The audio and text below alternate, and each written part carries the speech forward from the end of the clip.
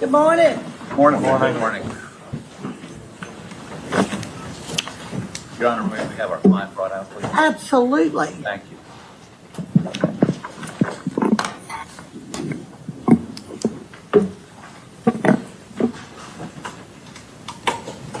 He's dressed, he's ready. Okay, good. Let me tell everybody else, good morning. Welcome to Lexington County and to the Lexington County Courthouse. As soon as we get Mr. Murdaugh brought out, we'll get started. Mr. Waters, how are you? Judge, how are you today? I'm good.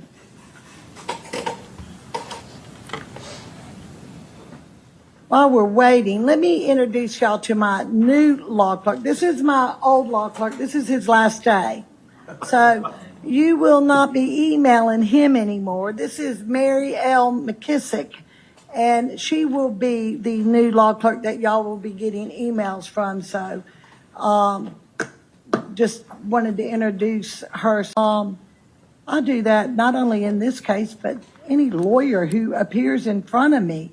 I send a copy of my own order. I apologize for that. I apologize for, but once things crank up, you know, getting it quick, getting it next day is bothers and is, but it may be that as you make evidence or whatever, it just, if you. Absolutely. Well, I'll make sure that everybody gets a copy. Again, I apologize for that. Nothing to apologize. I usually do send it myself. Thank you, Your Honor. Mm-hmm. Mr. Murdaugh. Okay, you ready to get started then? Please ready, Your Honor. All right, well, let me just kind of do a little housekeeping here. Mr. Harpootlian, let me just address kind of what we did last time as far as making arrangements out at the Bureau of Prisons for a conference room where you could take discovery to your client. Have you had any issues with that? Let me just confirm. None at all. We have no issues whatsoever. Everyone's been wonderful. Okay, good. And then I told you that I would check on if there's any kind of download that you could do to the tablet that he has, and there's not. So we're going to have to stick with the computer from either the law clerk or one of your staff members going out to the BOP. We are, at this juncture, we have a law clerk, this young man back here, who's going down there, and of course, 2.5 hour drive. Typically, it's 2.5, 3 hours with him, and then 2.5 hour drive back. We understand. We're willing to put up with that. Okay. Well, if you have any problem, all you have to do is just let me know. Yes, ma'am. And we'll try to work around that. Thank you, Your Honor. Okay, we'll make sure it gets done. All right, if y'all don't mind, I've got how I want to do this hearing today. Because I plan to hear all of your motions except for 3. And I've kind of picked out the ones that I thought we could kind of go through right easily this morning. I know that both of you renewed your discovery motions and your reciprocal discovery motions. Let me ask the state, right now, do we have any problems with discovery?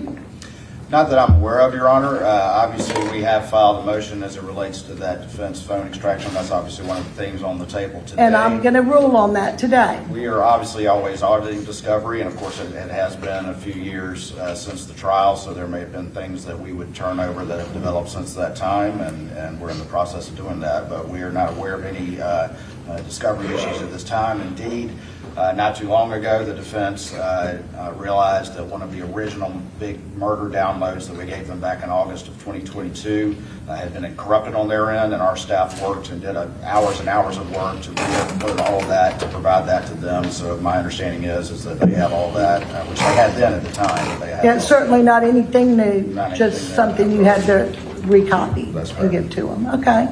How about you,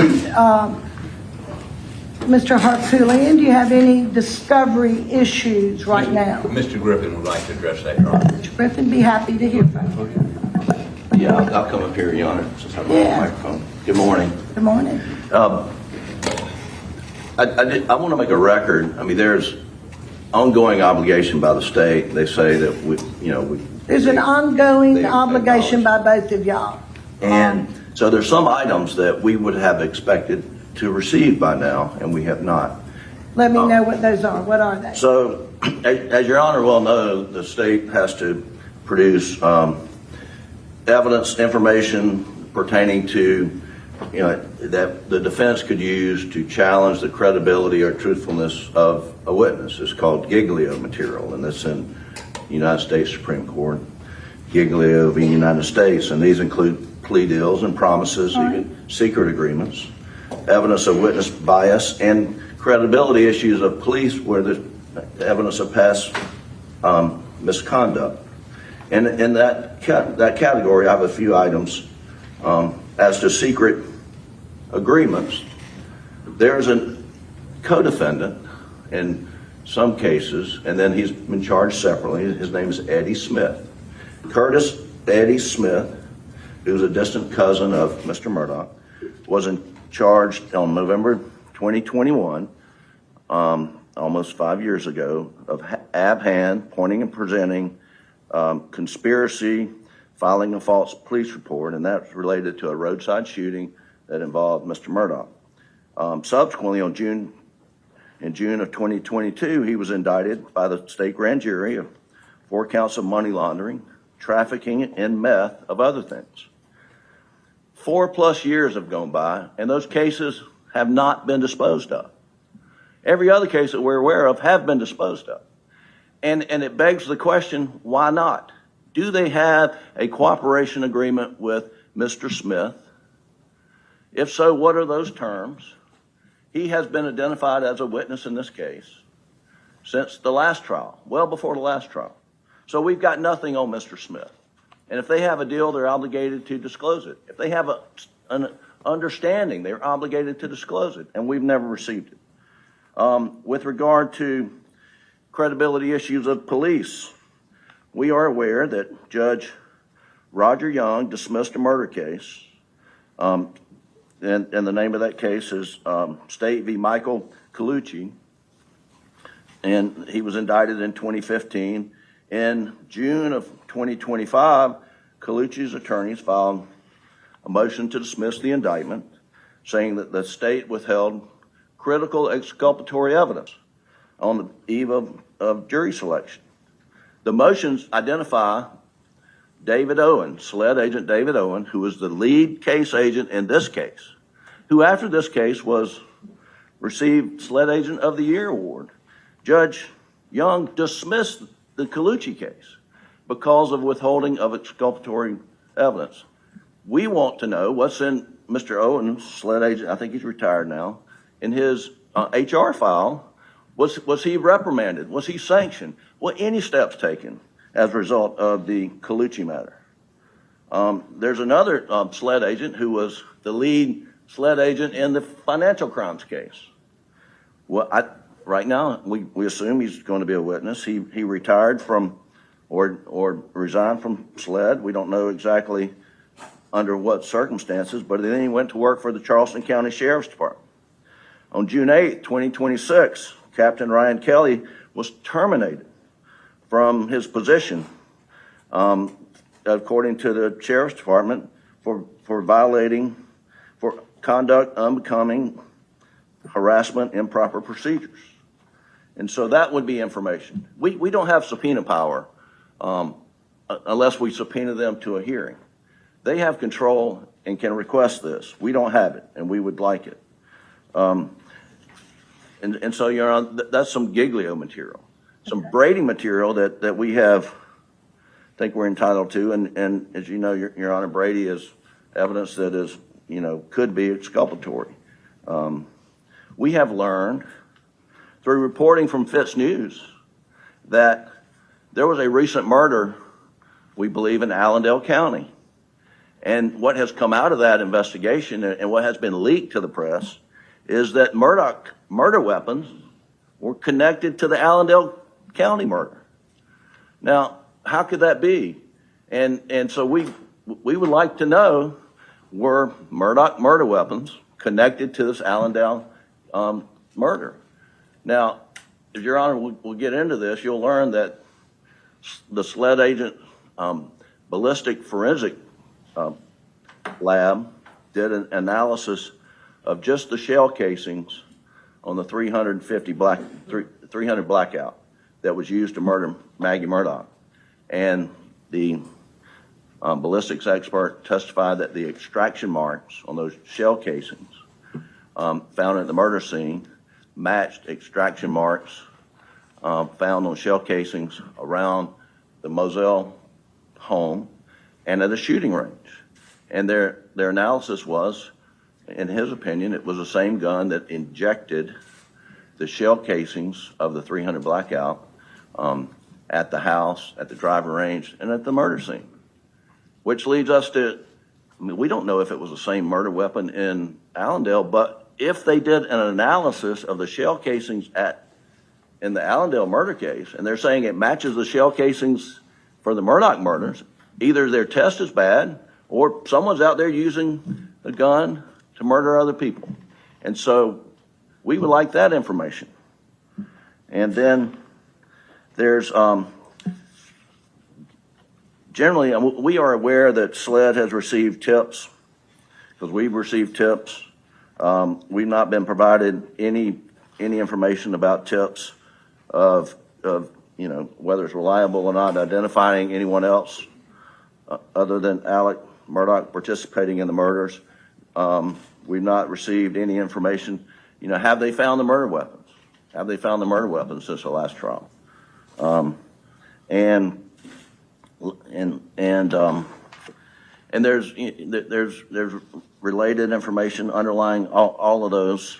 And so we don't think the state is taking their obligation seriously enough to find out what Brady materials out there has been developed and what Giglio material out there has been developed. And this is what we are aware of today, but we don't have the benefit and we don't have the ability to contact law enforcement and get this information. So those are our concerns. Okay. Mr. Waters, let me hear from you on the Giglio. Yes, ma'am. First of all, I want to say we take our obligations very seriously. I know you do.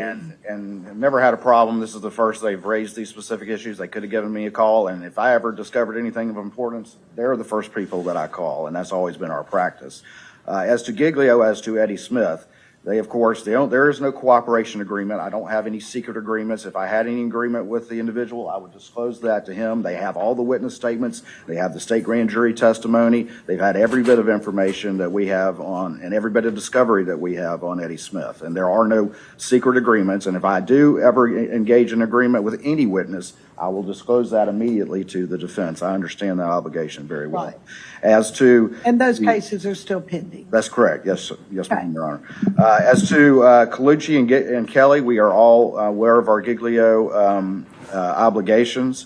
And as far as the Colucci matter, the judge, as I understand it, I wasn't involved in that matter, but ultimately dismissed that indictment just without prejudice, just to allow some additional information to be presented back to the grand jury that the individual said that he forgot. But there was no finding that he misrepresented anything. I have made inquiry, and I am not aware in any HR file of a finding of dishonesty or anything like that that would ultimately trigger Giglio. I have made those inquiries and will renew those inquiries, and if anything is applicable there, I will immediately provide that to the defense, as we do every law enforcement witness in the case. The same thing with the termination of Ryan Kelly from Charleston. My understanding is SLED agent. he was a SLED agent. He went to Charleston County Sheriff's Office, and deputies served at will, and he was terminated. But the inquiries I've made, and my understanding is that none of that had anything to do with dishonesty or falsification of reports or anything that would go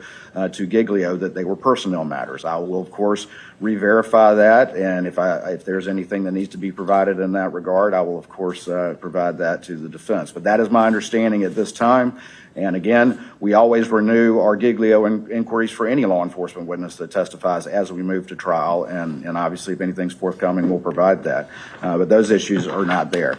As to tips, we provided a lot of that information before. But as I said, this case was tried, over 3.5 years ago. And so we are in the process of, correlating. Heck, I get emails from all over the world to this day, but we characterize or categorize those, and there will be any sort of information, no matter how fanciful and far-fetched, and that'll be provided to the defense as well. And so again, that, as you recognize and as we recognize, that obligation is ongoing. We take it seriously, and anything that has developed since that time, we will make sure to provide to that defense. We are constantly always doing discovery audits and discovery checks.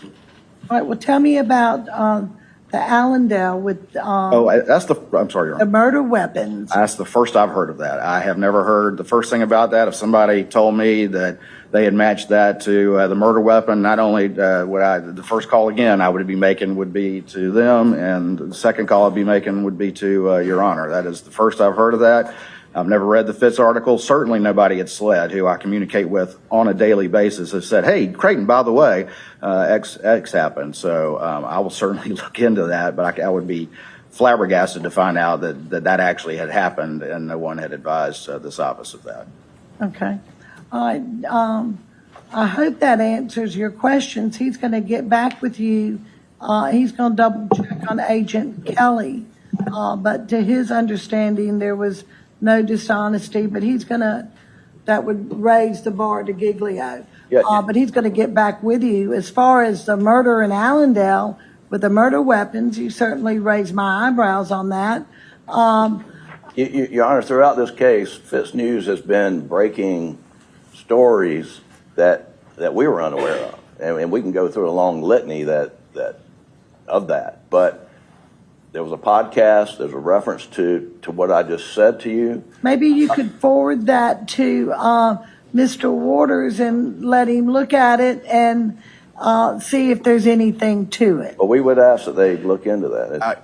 And I'll be the first to say, Your Honor, is that I don't watch the podcasts and I don't read the blogs. I try to base what I'm doing on the evidence and not on speculation that's out there in the media. But I've never heard of that thing, and I will make inquiries. But it would blow my mind if something like that had happened in SLED and not call me. I communicate them daily. Their general counsel sitting here in the gallery here today. Okay. But, and Your Honor, we would ask for the underlying documents on the Colucci matter involving judge's ruling, anything that was filed, anything related to the Colucci matter, and we'd ask the one that's going back to the 20 grand jury that was dismissed, that was referred back or dismissed without prejudice. Without prejudice, just to represent to the grand jury is my understanding. And again, my knowledge of that case is very limited. All of this really was publicly reported, and there's a public transcript in the judge's ruling, which is available to the defense. Get it from the clerk's office. Yeah. Well, we do have some materials, but we don't know if we have all the materials. And then, Agent Kelly's, documentation relating to his termination. I don't think it's just sufficient for him to say, well, I've asked and there's nothing related to misconduct, because what's publicly reported seems to be related to misconduct. Well, there's a difference between what's in a personnel file that may be. That's exactly right. And there's a different Exactly. avenue to go. When you're talking about law enforcement's personnel file, usually you can ask for them, but then they come to me. And then I go through them. And in camera. And if there's anything in there that I think that needs to be reported to both sides, not just one, but both, then I'll give it to you. Absolutely, Your Honor. We'd love for that to happen. Here you go. I don't mind doing that. All right, thank you. That's Absolutely. fine. You just, y'all need to get together, get them. I don't want anybody looking at them. I want them delivered to my office. Thank you, Your Honor. We'll Okay. get that done, Your Honor. Thank you.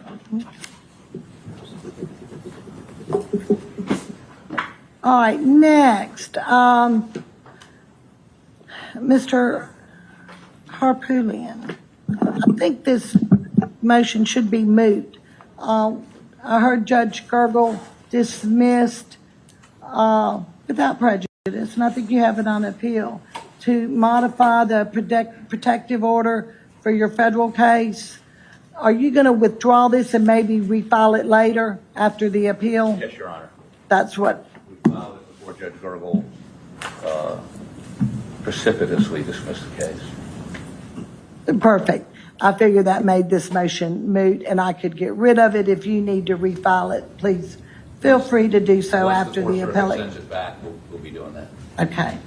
Then my next motion was the state sent me a proposed order for an amended protective order. This is by consent because I received your email, Mr. Harpootlian, that you consent.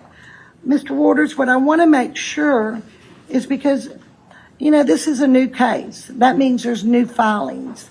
And in your motion for this proposed protective order, you listed a bunch of stuff. Is that included in all of this, or was that just a history exhibit B that you gave me? Yes, the Exhibit B just was for, this is a new case, but I just wanted to provide the court the sort of the historical development of the protective orders and sealing orders in this case. So While we're signing it, why I'm signing it, and y'all are agreeing to it. Is that yes, right? ma'am. It was just for the court's information as to how things started, how they progressed through the first trial, and how they now set up for Your Honor. Okay, well, if you both agree, I'm going to tell you, I'm going to sign it. I also took the liberty of putting a consent for both of you to sign. If y'all sign that, I'll have the clerk file it and take it back to Colleton today. Want us to do it right now, Your Honor? Maybe we approach. And I'm going to give it to the clerk, and that one's done. All right, now the next motion that I wanted to hear, Mr. Harpootlian, I did not get a response from you, but this is for the voir dire. It's a questionnaire, Your Honor, we agree there should be a questionnaire. okay? But we think as this case develops, there's going to be additional questions we're going to want to have in that questionnaire. Now, what we did in Colleton, not that that matters too much, but what we did in Colleton was we had this questionnaire they filled out and mailed back in. And then when they got there was an additional, more case-specific questionnaire. We're not going to be mailing questionnaires to jurors until January. So we've got several months to deal with that. If you just give us to like the 1st of November to flesh that out, I think we can agree on a questionnaire. Is that fine with you, Mr. Waters? Yes, ma'am, Your Honor. We worked together last time to develop this questionnaire, and obviously I think we can do that again. And then if we have any issues, we'll bring them to the court. Well, I looked at it. I thought it was great. It worked Seems very well. like it was helpful. It did. Great. Your Honor, what we didn't address in the questionnaire, and we've got a consultant we're talking to about, is do we ask in that questionnaire a level of awareness about this case? I'm not saying we should. I'm just saying Right. we're examining that, and that's why I'd like till the 1st of November. And of course, in the question, if you do a questionnaire when they get here, obviously we want to know a little bit more about their specific knowledge of the case. But so yes, we agree there needs to be a questionnaire. We may want to add some questions to that questionnaire. We're just not sure, but we will be by the 1st of November. And what we did last time, Your Honor, that worked very well is we had that questionnaire. The parties went through that questionnaire. We actually then had a dialogue where we agreed based on certain responses of jurors to exclude. And so they were already gone by consent, but we already identified ones that would need additional questioning. And then, of course, there was additional questioning with the court and the parties in private for either the jurors by their questionnaire or by responses in court that just needed further inquiry. And again, we were able to do that in 2 days. And Your Honor, we would ask that there be direct supervision by you of the issuance of the jury summons, how they're picked. There were huge questions, obviously, after we learned of the clerk's conduct about how certain people maybe got on the venire and others did not. She was apparently excusing people, we believe, and of course this litigation would help us litigation that's on appeal before the circuit and let us develop that. Her daughter appeared on the jury of Inari, and she, and I guess at the time, either I nor Mr. Waters thought that was unusual, but she was talking to both of us about how she makes a great juror. She talked to me, I know she talked to you. I'm not saying expecting that to happen again at a new court, but in terms of summonsing jurors, there's a process. The Supreme Court, I found out later on, that there's a list. Actually, they're generated in Columbia, and then the clerk excuses before he or she issues those summons. There's a screening process. That's what I'm concerned about. In other words, the big list will come from Columbia, but how it gets narrowed down before we ever see it, that would be me Right. and Mr. Waters, concerns me greatly. Again, this is the first that I've heard of any issues with that. I mean, my understanding is with Judge Newman's supervision, obviously a number of ones that were excused based on, patent exemptions such as over 65 who claimed that were non-residency issues and that sort of thing. Right, would be my understanding of what normally happens And when we pick a jury here. We had the whole panel arrive. Yes, there was something like that. Obviously, she was excused. There were also people that had close relationships with with Alec Murdaugh and the Murdaugh family. And of course, we vetted all of that and excused as appropriate. Well, but what was never done, and I tried to get the list, compare the initial list that was generated in Columbia to what actually were summons that were issued. And certainly there were people that the clerk said, They don't live here, they're over Right. 65. dead, whatever. I get that. But if we never got the original list, so we don't know. And again, call me suspicious, but when we have evidence that the clerk-of-court is attempting to influence the jury to obtain a guilty verdict so she could sell more books, when did that start? Did it start when she started winnowing down people she thought might be helpful to us? And I'm not saying that could happen again, but I think I need to say to the court, I never expected it to happen the first time. I've been doing this 50 years. I've never seen a clerk-of-court interfere in this process. And clearly our Supreme Court found she did. Okay. Well, I can tell you, Mr. Harpootlian, I certainly don't mind overseeing it. Thank you, Your Honor. That's for sure. And again, Mr. Waters, this, I will, wherever this trial is going to be, I will certainly make sure that it is on the up and up. I can promise you that. and just to be clear, there's absolutely no evidence that there was any shenanigans with that part of the Yeah, process. I haven't heard of any of that, but, we'll just make sure that everything is done properly. Thank you, Your Honor. That's all I'm asking. And again, I would agree, we were never allowed to look at that piece of it for our motion for a new trial. It wasn't relevant to that. And the clerk was not going to, and she never admitted she talked to any jurors. The court, both Gene Toll and the Supreme Court found her to be a horrible liar.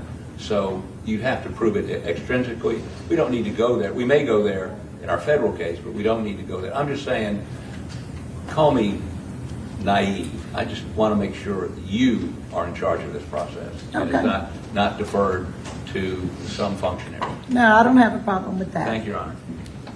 All right, the next Very quickly, if I could Oh, just yes. say that as we got the dumps from the clerk's office with the jurors, it had the numbers on there with the over 65s and had the return from those individuals. You did get those? That's my We recollection. did, but the question is, who got off that list before we got it? Okay. That's the problem. And do we have any You evidence just of want that? the original list. I want the is what you original want. list, and I want you I understand. I want you to have the original list.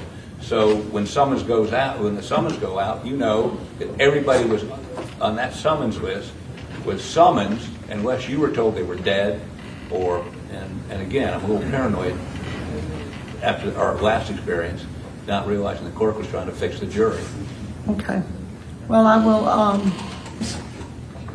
I'll make sure I speak with the clerk before that process. And Your Honor, certainly Mr. Waters is not vouching for her veracity and truthfulness here today. I understand that we're here because she attempted to fix the jury, right?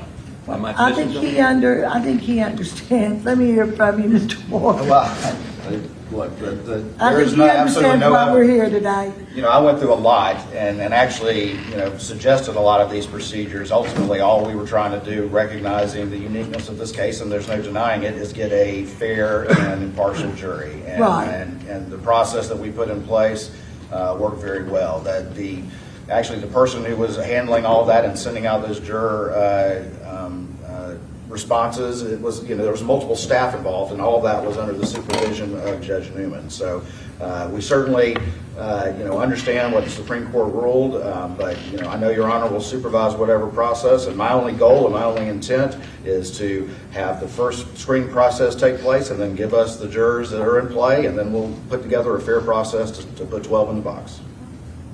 I agree with you, Mr. Waters. I'll take care of that.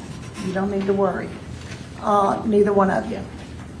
All right, next motion is going to be the state's motion in limine to exclude evidence of the polygraph.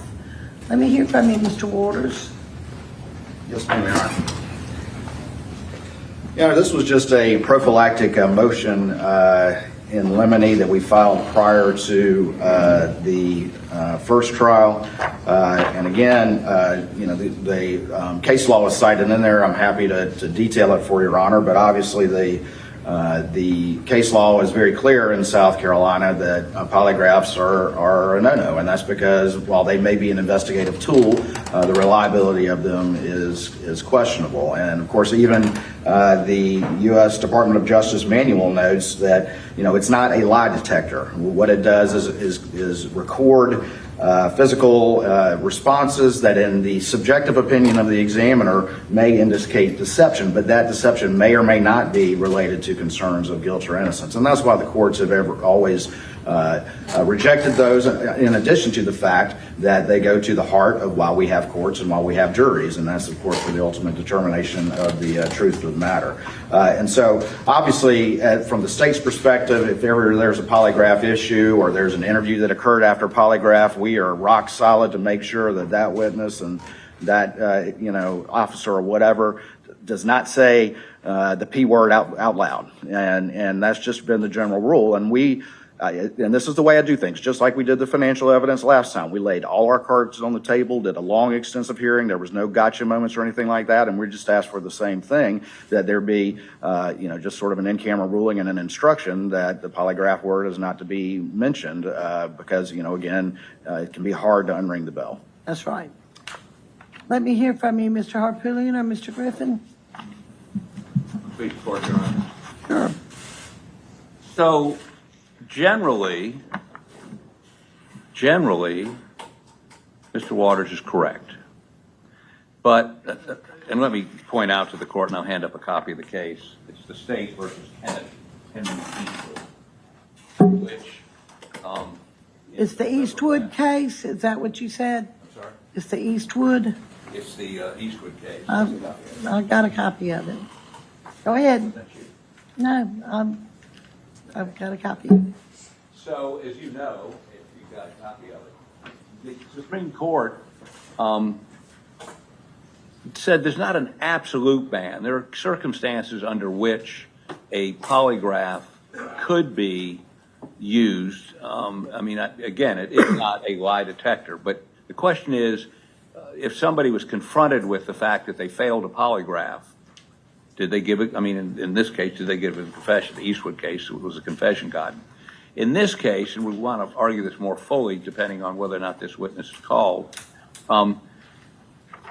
Eddie Smith, who, as we've already understood, was charged with a whole bunch of stuff, had a proffer agreement with the state, and the proffer agreement was conditioned on him passing a polygraph.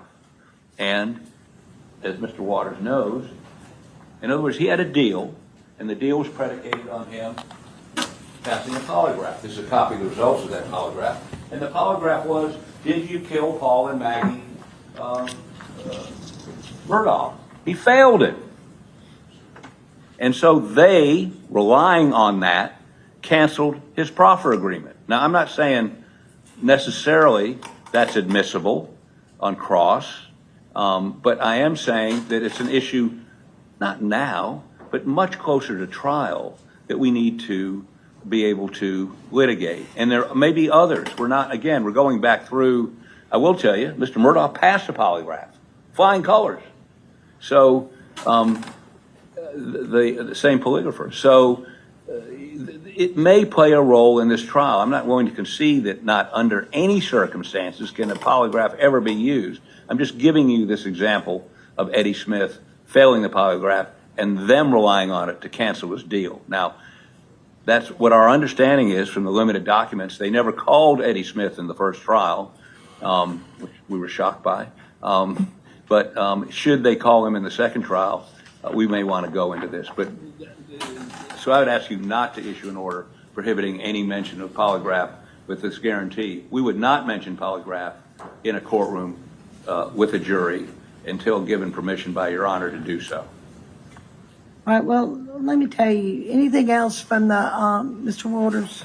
Well, Your Honor, just to correct one thing, there's never been any sort of deal with Eddie Smith. A proffer is not a deal. It says in big bold letters, this is not a cooperation agreement. It's only, essentially a first aid provision.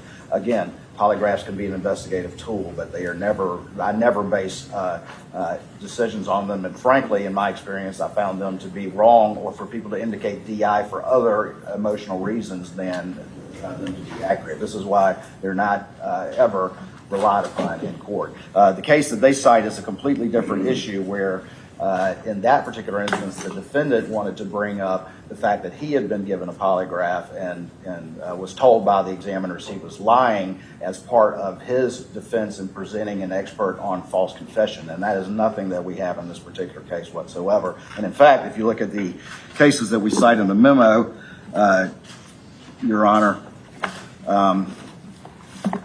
a prime example of what the Supreme Court has ruled was there was one situation, and give me 1 second, I'll find the case. That would be State v. Counsel, which is the seminal case on that. And in that particular case, there was another witness who took a polygraph on, were you present, were you involved, and DI was shown. Deception indicated was shown, and of course the court said that because a polygraph cannot reliably show truth, it's of no assisting to the jury because it doesn't show anything. So that's a vastly different situation, more akin to what we have here, where the Supreme Court has already said no, than the situation in the Eastwood case, where that false confession and this aspect of it was crucial to that expert's opinion. Okay, thank you. Very, very briefly. It was a proffer agreement. In the proffer is, you're going to tell us stuff, and if you pass the polygraph, we can go to the next step, which would be perhaps giving him something for his testimony. They were using it as a screening device, no question about it. But he failed the polygraph, so he didn't get the deal. He's right, he doesn't have a deal as far as we know. And the reason he doesn't have a deal is he failed the polygraph. Now, whether we get to talk to the jury about that 9 months from now is an issue altogether different. But all I'm saying is we would ask you not to issue an order, blanket order, prohibiting the mention of polygraph, although I will concede I would not do that without having pretrial, the in-camera hearing of some sort and getting clearance from you. Well, that's going to be my ruling, Mr. Harpootlian.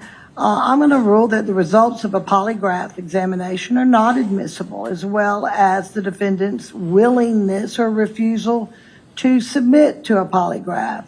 And I'm going to tell you now, there is to be no mention of a polygraph test before the jury. This ruling is based on counsel and case and the Palmer case. Should the defense seek to introduce any evidence or testimony or reference concerning a polygraph examination, you must notify the court and obtain a ruling outside of the presence of the jury, or risk this case being a mistrial. You understand? Well, I think, Your Honor, you probably shouldn't threaten mistrial. You should threaten contempt. Contempt. Yeah, you don't want me to hold you in contempt, Mr. Well, I don't want you to Harpootlian. mistry the case. And I might mistry it if you start screaming polygraph. So without letting me know beforehand. You understand? I want to make sure everybody's on the same page. I got it. I think I suggested it. I agree with you. I'm just wanted you to know there are circumstances, and that's one where we may seek to do that. We're not going to do it without getting your approval, and Perfect. that may come up in the context of his testimony. He may say something that, I mean, you never know what happens at trial. right, I'm just telling you, right now, I'm telling you, a polygraph is not admissible. If you're going to bring it up, you need to let me know first, and then we'll have an in-camera hearing. thank you, Your Honor. Any objection, Mr. Waters? None at all, Your Honor. All right, then let's move on to the next motion. The next is the state's motion in limine to allow the state's use of the defendant's prior testimony in retrial. Let me hear from you, Mr. Waters. I've done a lot of research on your motion. Yes, ma'am, Your Honor. Obviously, at the first trial, Mr. Murdaugh, who of course had given multiple statements to the police, in which he said he had never been down at the kennels. He had told all his law partners, all his friends, all his family that he had never been down at the kennels either. And obviously, during the state's case in chief, we presented witness after witness who knew him very, very well, saying 100% that's his voice on the kennel video, which again was taken at the scene with the victims, and according to the timeline, just moments before they died. And so he ultimately, with the full waiver with Judge Newman, said, I'm going to testify and I want to testify. And of course, right out of the gate, the first series of questions asked by Mr. Griffin on direct examination was an explanation of why did you lie about being down at the kennels. It was the most important issue in the case at that point. Obviously, as a general rule, under Harrison, a defendant's testimony at a former trial is admissible, and I'll get to the statute in a second. And then I'll also, of course, under Rule 804A1, it would be admissible, of course, based on unavailability, assuming that he would refuse to or exercise his Fifth Amendment right at a second trial. The issue, of course, boils down to the statute. And of course, the statute says that the testimony of a defendant in a criminal case shall not be afterwards used against the defendant in any other criminal case except upon an indictment for perjury. And of course, our position in that is that this is the same criminal case. This is not an other criminal case. It's the same indictment. It's the same allegations. It's the same case that we are doing. There's no question that we are starting the evidentiary presentation again from new, but that doesn't change the fact in the plain language of the statute that this is the same criminal case. And we cite That's the critical distinction for the statute. Either you're in the same case or you're not. I agree, and we cite Tucker for that proposition. Now, I do agree that Tucker's a little different. It was a death penalty bifurcated case, and that the guilt phase was affirmed and the sentencing phase was reversed. But the court clearly said there that during the resentencing phase, that prior testimony was admissible because it was the same case. Now, the defense obviously argues that because of the Supreme Court's guidance on the financial issues, that ultimately his decision to testify is somehow impelled by that, and we would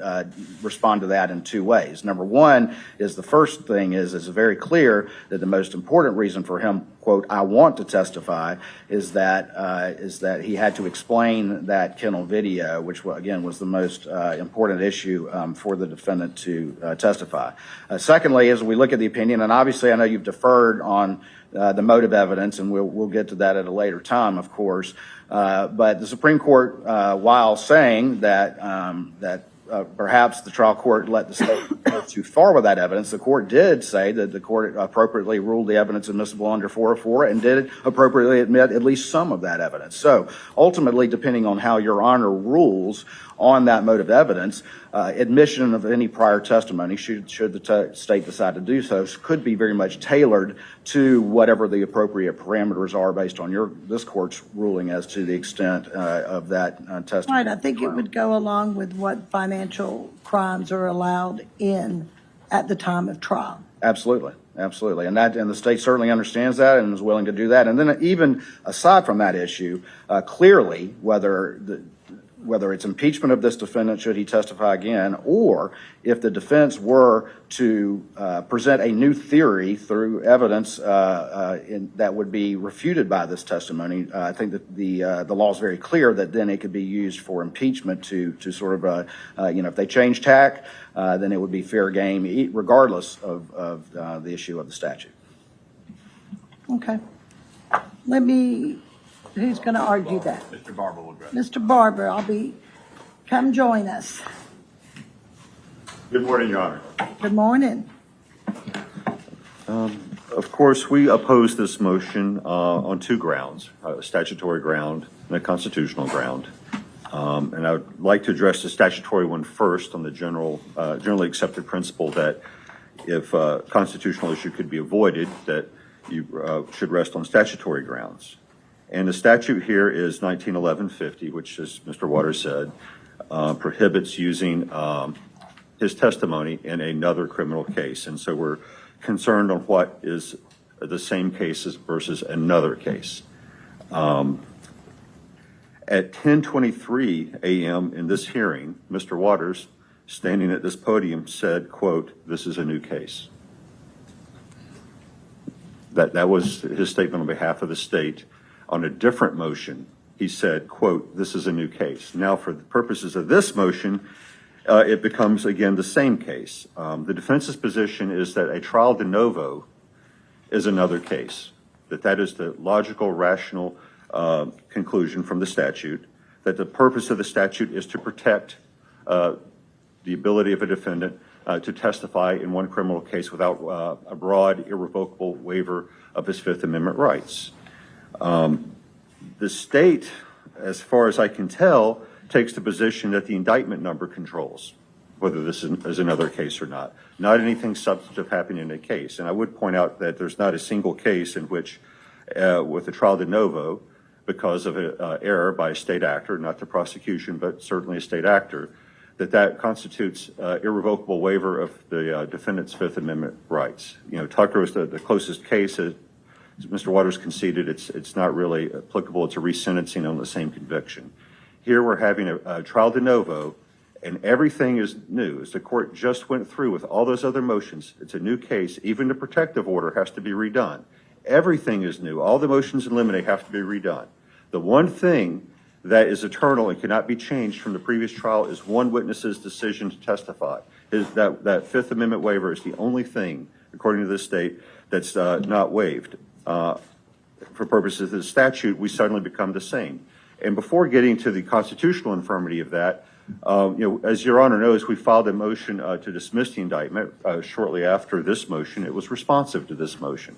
If the state, it's a reductio ad absurdum argument. If we're really going to take the position that it's not a substantive question whether this is the same case or a different trial, well, if it's the indictment numbers under thrift, we clearly meet the standard under thrift for dismissal in the indictment. Now, is that a waste of the court's time? I would say yes, because they'll just go to a grand jury and re-indict it.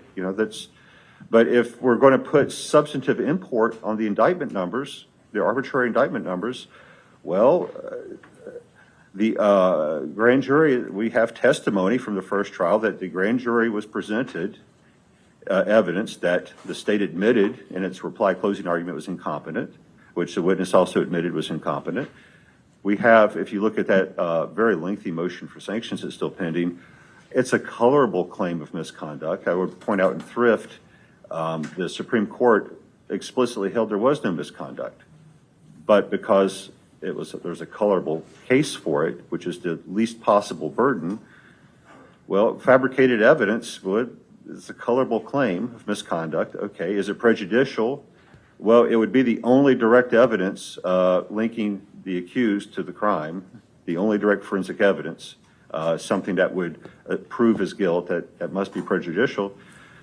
So we meet the thrift requirements. The indictment should be dismissed. They should have to go back and re-indict it. We'll get a different indictment number. It'd be right back here with a different case if that's really their position that a trial de novo is not another case. And this is just a statutory argument.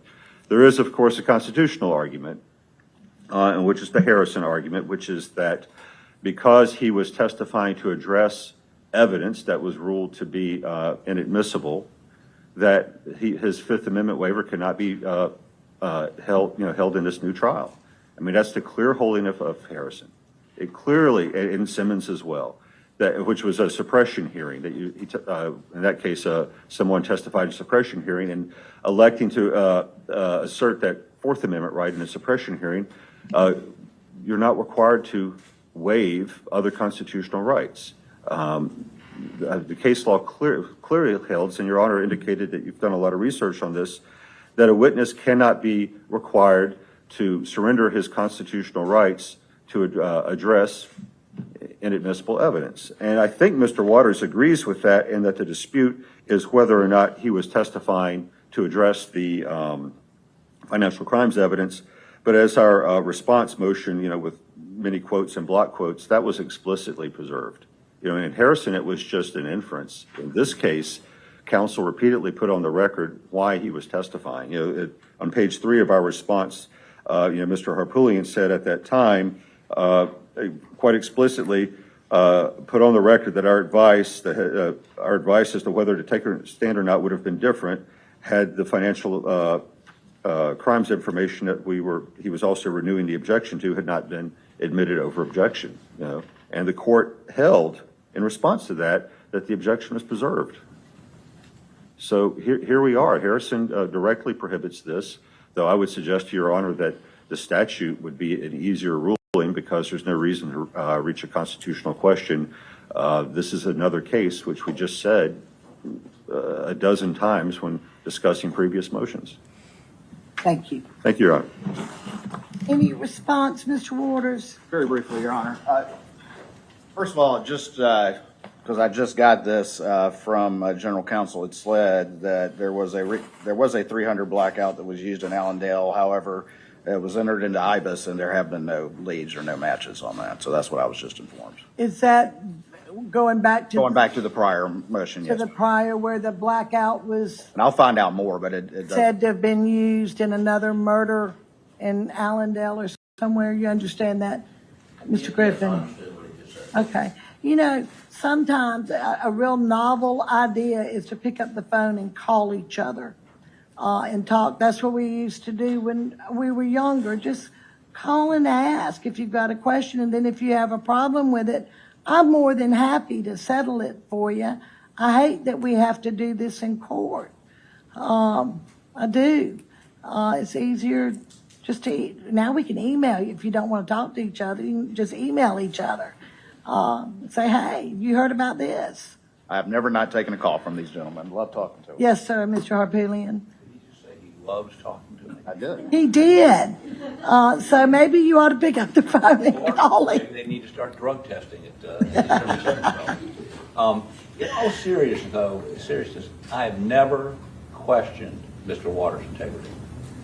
But as a result of this case, I cannot help but question the SLED lab integrity and the SLED agent's I integrity. understand, but see how easy it was for him to make a phone call and turn around and give Mr. Griffin an answer.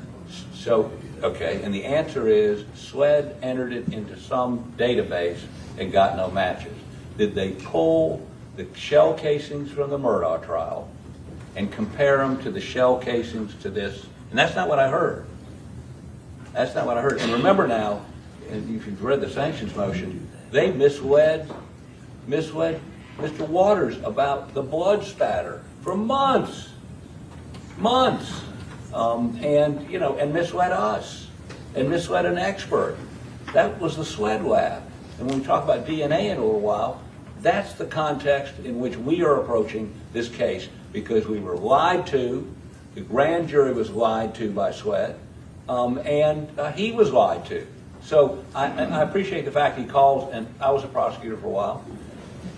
Trust, but verify when dealing with police officers. Well, I'm sure he'd be happy to do that for you. I think I have personally been involved in the indictment of 7 sheriffs and multiple police officers. If I had any evidence, anybody intentionally fabricated evidence, I don't play that. There is a difference between, Mr. Harpootlian, excuse me. Let him finish. There is a difference between where mistakes or the two ships passed in the night and intentional fabrication. That might be their characterization, but that's not what the evidence reveals. And obviously that'll be something that we'll discuss later on. But I will obviously look into that more. But IBAN is the database where you put guns in, kind of like the fingerprint database, and then it gives you hits whether it shows up with other crimes. Would it show if you put in the casings or the markings from the casings? I'm going to find out more and double check, and we're going to run this down. But again, there is no, from what I was just told by SLED, there are no leads or hits on that blackout that was used in the Allendale shooting. I promise you, though, that I'm going to find out more. And if you got any other questions, Mr. Griffin, just email him. He'll check it out for you.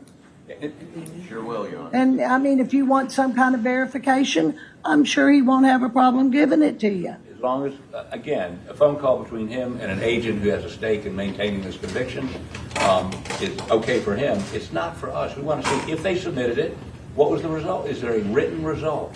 And what I'm trying to tell you, Mr. Harpootlian, is just ask him. I think he will give you just that. Okay. And instead of just throwing all these questions at him at one time, just send him an email. And if you want something verified, tell him. Do you have a report to that? I understand you being distrustful. I got it. But if he doesn't know what you want, he can't give it to you. We'll be explicit. Thank you, Your Honor. Yeah, All right, let's go back now. I'm sorry about that, Mr. Orders. Let's go back to the defendant's prior testimony in his retrial. Sure, and just to start out, he said at 10:23, I said new case, and I think he's parsing my words a little closely when I'm talking about Your Honor's reconsideration of a ruling. It's still the same indictment. It's still the same testimony that under oath. It's still the same evidence that's going to be presented. It is the same case. And while Tucker is a bifurcated proceeding, it still was a brand new evidentiary proceeding de novo in that particular case. So I think Tucker is still applicable. Ultimately, again, I think that the appropriate solution is going to depend on your Honor's parameters as we get to that financial evidence. But ultimately, the Supreme Court said, we agree with the state that under the facts and circumstances in existence in the first trial, the trial court acted within its discretion in deciding not to exclude the evidence under 404, and went on to say, we hold the trial court acted within its discretion in admitting some evidence of his financial crimes. So that issue was in play. So it is not going to give them sort of a complete out, unlike Harrison, which I believe was a completely false confession that was played on TV and for everybody to see prior to trial. The financial crimes, according to the Supreme Court, were appropriately in play. The only issue was to an extent which Your Honor and the parties can clearly circumscribe that based on Your Honor's ultimate ruling as to those issues. Okay. All right. I did, Mr. Barber. Your Honor, just very briefly, we anticipated the argument Mr. Waters just made on page 9 of our response brief. It is under Harrison, it is the state's burden to show that its action did not induce the testimony. So this idea that you can parse out that they could have introduced some unknown quantum of financial evidence, we don't know exactly what would have been admissible or not, and maybe that quantum would have been admissible and therefore not triggered Harrison or Simmons. It's the state's burden to say that what they introduced did not compel his testimony, and simply saying that we perhaps could have introduced something is not sufficient to meet that burden. Okay. All right. Well, I've read the case law. I've read the statute in this case, and I think it's pretty clear. A criminal defendant's testimony from a first trial is admissible at a retrial in the same case, and that is from 1911-50. The testimony of a defendant in a criminal case shall not afterwards be used against the defendant in any other criminal case. That is, our Supreme Court interpreted 1911-50 narrowly, and it limited its protection to the use in a different criminal case, not the same case. So I believe that his testimony may come in under 804. I've got B1 or A1, I think it's B1, or for impeachment purposes. The court does not find the defendant's argument prevailing. I think you rely heavily on Harrison versus U.S., where the defendant was forced to testify as a result of the prosecution using illegally obtained confessions by the defendant. Here, the defense argues that the evidentiary decision of the trial judge to allow evidence of the financial crimes coerced the defendant into testifying. However, I went and looked at the ruling again from our Supreme Court. The court ruled that the evidence of the financial crimes in this case is admissible in the new trial, so long as it is probative to the murders. Accordingly, this is inherently different as an evidentiary issue versus illegal conduct. Now, with all that said, I don't know, Mr. Harpootlian or Mr. Barber, what the state intends to introduce as in their case in chief. I don't know what financial crimes are going to be allowed in and what's not going to be allowed in. If it's not allowed in, certainly that testimony related to it. It's all subject to rules of evidence. If it's not relevant, it's not in your case in chief, then that prior testimony is not coming in. Obviously, I think you agree with that. Yes, ma'am. But I do think, when you testify in a case, there's consequences. Testifying and not testifying, there's consequences. You don't get to tell your story, but then you're also at the peril of cross-examination, and it's sworn testimony. So I'm going to allow it in, subject to what is being testified to in the trial. Okay? Your Honor, for the record, we would respectfully Disagree? disagree. Are you going to issue a formal written order, or is that your ruling? That was going to be my ruling. Fine. And of course, we would renew it when it becomes relevant, but I just want to make sure we're not perceived to have waived an objection to that. Sure, I'm not going to let you waive any objections. You can take objections to all my rulings at the end if you'd like, and we'll put it on. It'll be on the record. We'll revisit it again at trial. Thank you, Your Honor. Okay. All right.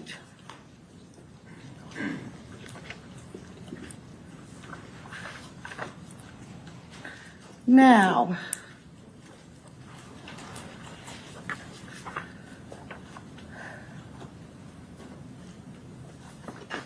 let me go to the state's motion as to the privilege review of the defendant's phone and the motion to compel defense to turn over the digital evidence. Thank you, Your Honor, and may it please the court. Just to kind of set the table a little bit, and I know we have done so in our motion, the night of the murders, Mr. Murdaugh, although he was referring to his phone saying, see, hey, I called Maggie, see, I went, at that time, the phone was not downloaded. It was not until 3 days later on June the 10th that actually a 14th Circuit investigator, who's now a SLED agent, did an advanced logical download of that phone, of course. And so there was that. And then later on, after the side of the road happened, or I think it was maybe in August, then his phone was seized again, and there was a download done by SLED at that point, okay? Obviously, he's a lawyer, and like any case where we have a phone, but particularly one where there's a lawyer involved, we had in both instances, the first one was done prior to the Attorney General's direct involvement, but there was a privilege review done in order to protect the rights of the defendant, right? And so ultimately, the investigators only and the prosecutors only received the redacted parts of that phone, whereas the defense always got the unredacted copies with everything on it. Right. Same thing happened with the SLED download. It was privilege reviewed by a taint team at SLED, and then the investigators and prosecutors only got the redacted portion, of which thousands of messages were excluded. The defense got the unredacted portions as well.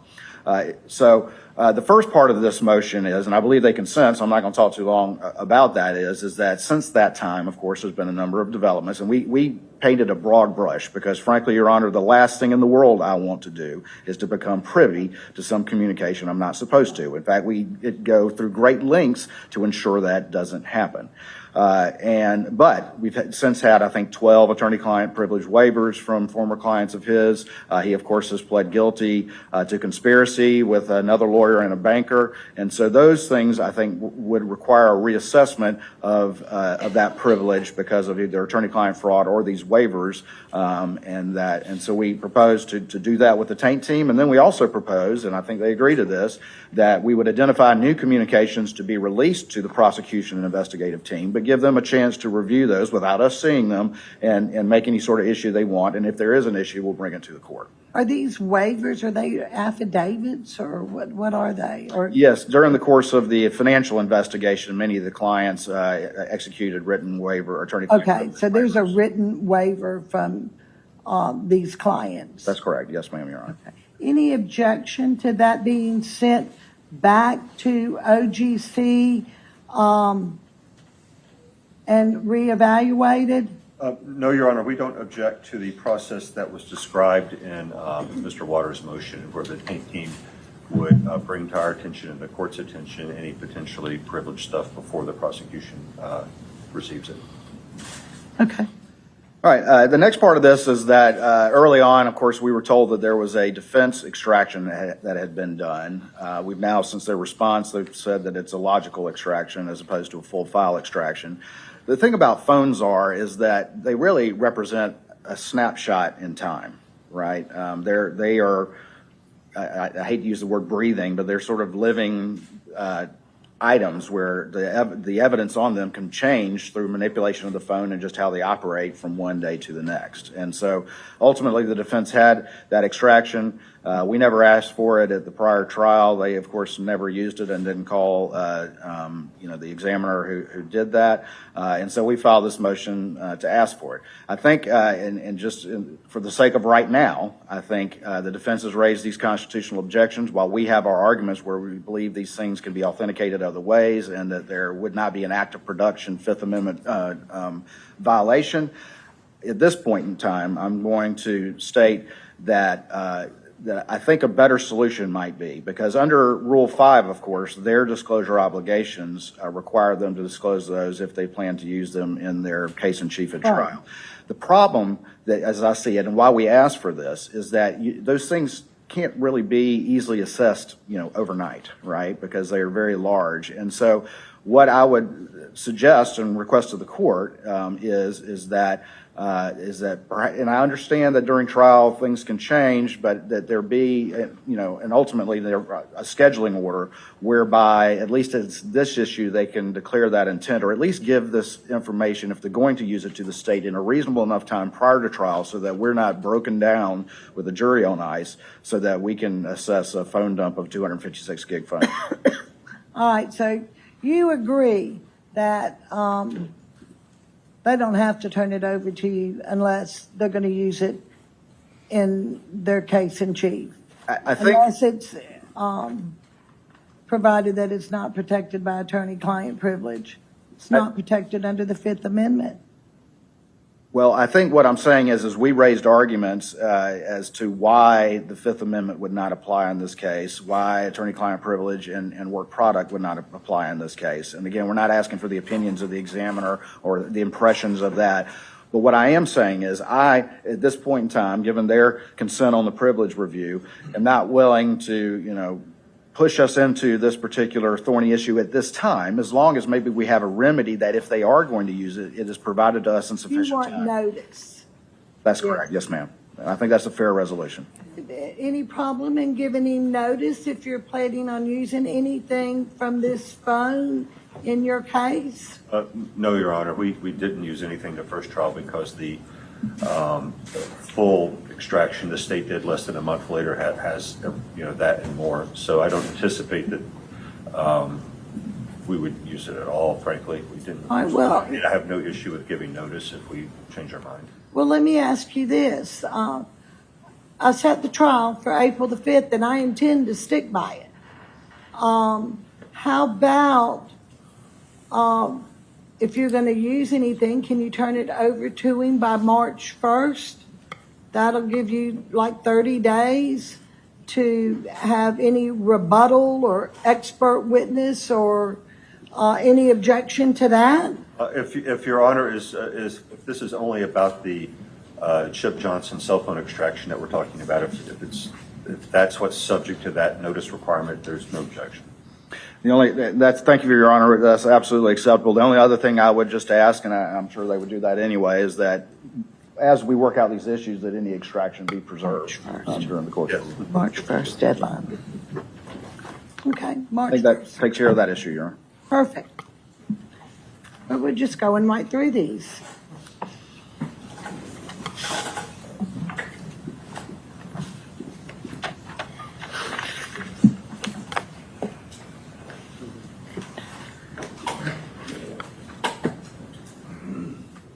All right, let's talk about the DNA.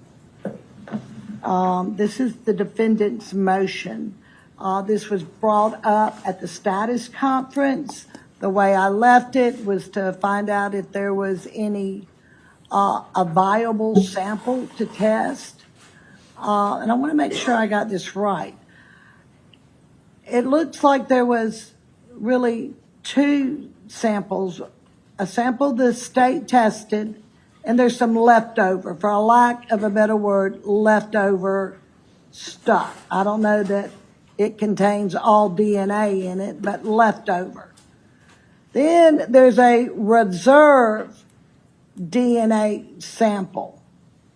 So I want to make sure, because there's two. Am I correct in saying that? Yes, ma'am. So these are, of course, the fingernail clippings. Right. And so you got the clippings in the package. As I understand it, a representative sample was prepared and tested. And from that, there's 47 microliters of extract remaining. And testing can proceed from that. There is also, though, the reserve portion of that sample itself that has yet to be processed, which The same sample. same set of Same- fingernail clippings, Right. but it's kind of like a shirt, or pants. You get the pants, you do cuttings from it. You don't cut the entire thing, and so there's still parts of the pants that could potentially be cut and tested and that sort of thing. So it's very Right. similar. So we have extract, and we also have the unprocessed sample, and so. What we have, and we've had a discussion with their expert, and he said, that's barely even a mixture. But he's talking about the leftover stuff, though, right? He's talking about the remaining extract, correct? The leftovers. And we're willing to let them test that extract, even though he says it's The leftovers. correct. But what we would want is at least some recognition to them, because he said it's going to be consumed, that's going to be gone. We have preservation of evidence requirements and all the rest of it. Are we still talking about the leftover stuff? And then on the unprocessed, what we have said is that we will process and quantify that and then stop. Okay, and at that point we will know the quantification. We will also know the likelihood, which is highly likely, that there will be leftovers from that, from which the defense could have that as well. And so we're willing to do that in conjunction with and in discussion with the defense and their expert, which is an extremely fair way that all parties have access to all. I read your motion. I was just, Mr. Griffin, you arguing this? Yes, Your Honor. I just wanted to make sure that they're willing to give you the leftover stuff. That's how when I read it, I'm like, okay, there's two DNA samples, are all from the fingernails. They want to give you the leftover stuff, but then they want to go and do a quantitative test on the unprocessed sample. Correct. And then decide what to do with it. If maybe y'all could share it. Right. Or do I have to give it all to you? So and in that conversation, we asked, to what end do you plan to use it? And we've gotten no answer. Okay, well, I'm gonna get to that in just a minute. And so our expert says the whole quantitative analysis, it does consume some minute portions. So they would be consuming the minute portion. At Othram, they do the exact same thing. If they got, and to be clear, Othram has in the past, and I'm sure will in the future, they receive DNA samples from SLED. They're in chain of custody. They have routinely test From our lab, from, yes. so there is a way, because that's one of my questions. And so, and they're Maintain a chain of custody. absolutely certified to do that. They do that with law enforcement around the country. And Your Honor, I just watched recently the Idaho murder Somebody else- documentary I on. haven't watched it. But Othram is right there. I mean, they are the lab who does this, and it's Well, that was going to be my next question to you. I mean, are they an accredited facility? 100%. I just can't be handing over DNA to somebody who's not They, accredited and they know what they're doing. and when we were on the phone with him, and he says, we work with SLED Lab, and they receive samples from them. They do that work. They do it work, on behalf of cold cases around the country, and they do some work on behalf of the Innocence Project. And so they are certified, and there's been no dispute about that. And they, what Dr. Middleman says is, what's their scientific purpose for doing quantitative analysis? What are they going to do next? Because we'll do quantitative analysis, and we'll share that with them. And then we'll give everything back to them when we're done. And we're talking about the unprocessed. Both. We're talking about both. Both. So there's, leftover extraction that was processed, Right. and we want to test that. And then we want to have the unprocessed and to do a quantitative analysis and then include that in the testing. I mean, and the question is, if you're doing STR analysis of the same DNA sample, why do you think anything different is going to happen? I mean, Well, let me ask you this. If Othram is willing to process it, yeah, absolutely. Quantitative analysis and give it, before they do it, the next step. I mean, we'll do that, and we'll share it with them before we do anything further. is there, can they do the other test, the STR testing? I'm confident they do STR testing They can do the STR and the SNP. and the SNP testing. Yes, they can.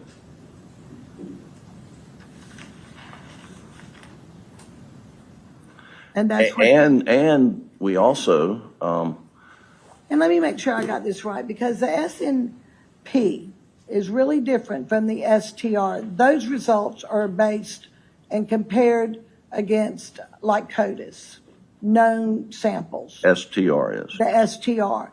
The SNP is a bigger database because it's Well, genetic. So like all the people who 23andMe. 23andMe and all the other. If you or I or agencies. anybody in the courtroom gets a sample, submits it to 23andMe, that's a SNP analysis, and that uses a whole lot more of the genome, a whole lot more of the DNA. Not that it's going to give you the one individual, but what it might give you, and no guarantees, is a family tree that you can trace back. Is that right? Absolutely. Okay.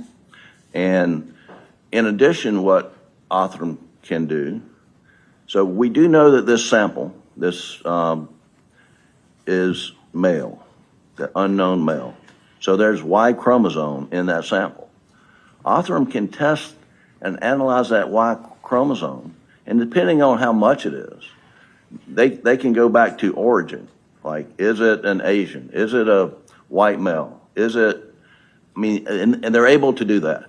And so they have so much more capacity than the SLED lab. And it's expensive, and we're wasting time, and we want to pay for it and we want to get on with it. Well, I already told you I'd let you pay for it. That's a given. That's going to happen. How long is it going to take them to do it? Well, we put in our supplemental memo that it would take 60 to 90 days. I mean, honestly, he says, we'll make it a priority. We can do it in 60 days. And I said, well, how about, don't say that. Let me say 90 days. But what we'd like to do is have it all at one time so we can do it all at one time. I understand that. But let me ask you this. What does your expert say about having something left over that they can give and share with the state? Do they think if they had it all, is there something going to be left over to give to the state? So they want to do their STR test again. So we would know that, Your Honor, after the quantitative analysis that we would like to author them to do. And then we would like to share that with the SLED lab. There's no reason. Because they're doing the same thing, and Othram says, why? Well, if you're going to share the STR results, you're going to share the SNP results? Well, Your Honor, I didn't say I was going to share any results. I mean, I said they could do that. The rule doesn't require us to share results of scientific analysis unless we intend to use it. But Right, I agree with you on that. But I'm asking if they wanted, you volunteering to do the STR, which they want to do also.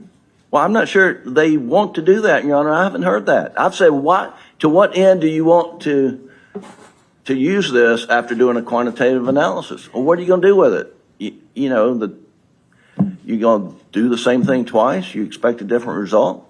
I promise you they're not going to do that, because then that would pretty much cause their lab to be, the credibility to be challenged at that lab. They do the same test, get two different results. I mean, we're talking about the same sample, Your Honor. We're not, and they know the mixture. And they tell us the mixture is 99% Maggie Murdaugh and 1% unknown male. So, I mean, they've got that information. But we'll do the quantitative analysis. We'll come back and, share that with them. And then, if they, I don't know that, we want to do STR. But you can't tell me that you can share it with them because you don't know yet, because we don't know how much is there to share. Right. And so what I'm saying is we do the quantitative analysis, then we would know, have an idea of, if we're going to use it all or not. I mean, they didn't use it all when they took their sample, and so there's extract. There will be extract that can be sent back. And we, Othram will work off the extract that they mix it with a mixture. They put it in their DNA, holding devices, and Othram will do the same thing.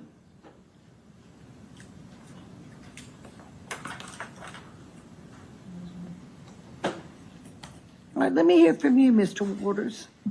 Thank you, Your Honor. This is, first of all, the first time that I've heard that they said they would share. In fact, what I was told expressly was that they would not share anything to start out with. But Well, I don't think they want to share the results with you, all right, okay? Yeah. Is what they're saying. However, if they want to do the STR, I think I'd make them share the results with you on the STR. They want to do the SNP for themselves, and they don't have to share it with you under the rules of discovery. okay. Well, and so first of all, I was informed. Unless they use it in their case in chief. Right, and hopefully with sufficient notice. But my understanding is, and I was just texted this, is that they are not accredited in STR. They are accredited in the SNP testing. Okay.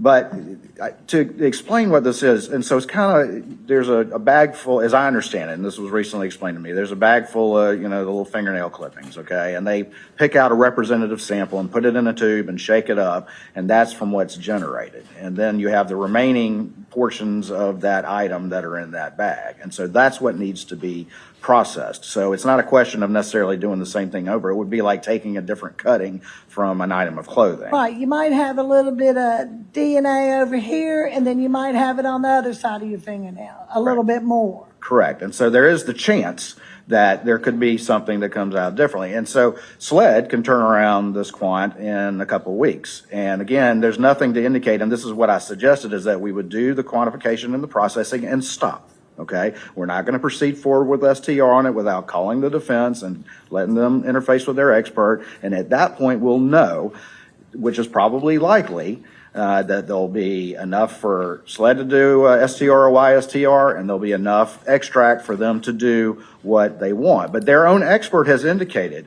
with the quantification for the leftovers that it's 3 alleles. He's like, that's hardly even a mixture. It's over 99-1. He's like, That's the leftover. right. stuff. That's true. But he says there's Not the unprocessed. They want it all, so maybe they can get something to test. and I am happy to facilitate that, but we have to have a fair access to that second half as well. And that's what we're offering to do, and to do that with the defense. So, again, SLED has the burden of proof. SLED, or the state has the burden of proof. Well, SLED has custody. You can't tell me either that if you prepare the reserve sample, that there's going to be enough for them to do the snip test. What I can tell you is that we will do the processing in quant, and that will stop. And that's when we will know, and then we can discuss that. Is there going to be enough just for STR? Is there going to be enough for one? If that's the case, then we can talk about that issue. Or what's more likely is there's enough for column A and enough for column B. But there's going to be no prejudice to that if SLED does the processing in the quant, and that's what I proposed to them, which is fair to both sides, and we will stop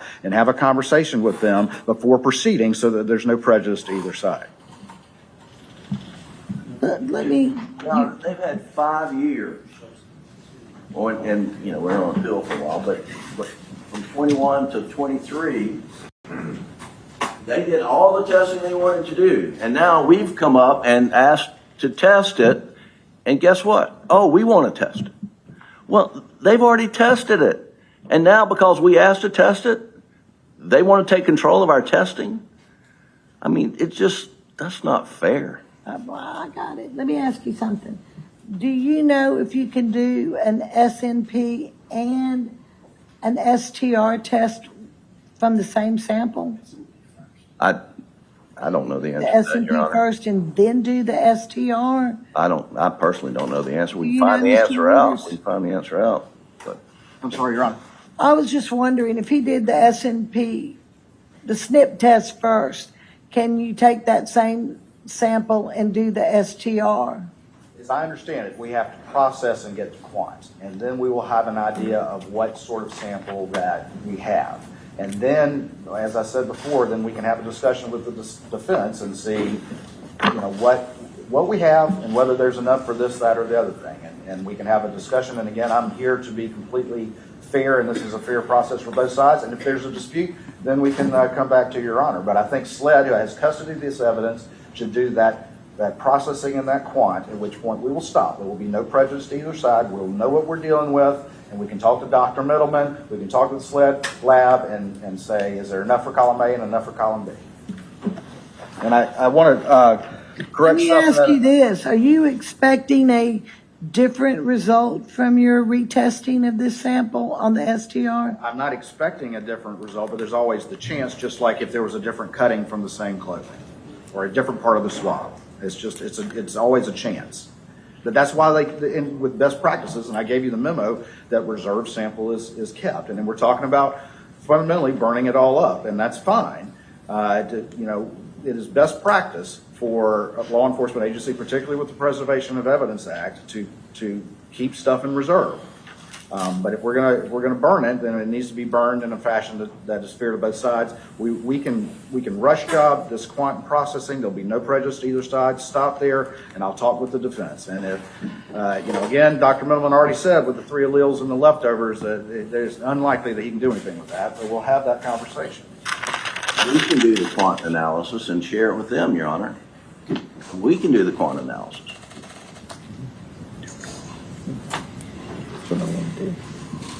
Oh, give me. I was also advised as well that because of the FBI accreditation standards for law enforcement, that SLED has to run the processing first. So it really needs to go, consistent with their accreditation, needs to go from SLED to them. But that's why we're willing to stop and again, do nothing without any prejudice. But their general rules are it can't go the other way based on the accreditation and the FBI standards. Have any response to that? He's saying that if I let you go, let Othram do the analysis first, that then their STR won't be accredited. You know anything about that? I don't know anything about that, Your Honor, but let's step back and look where we are. We're at the defendant.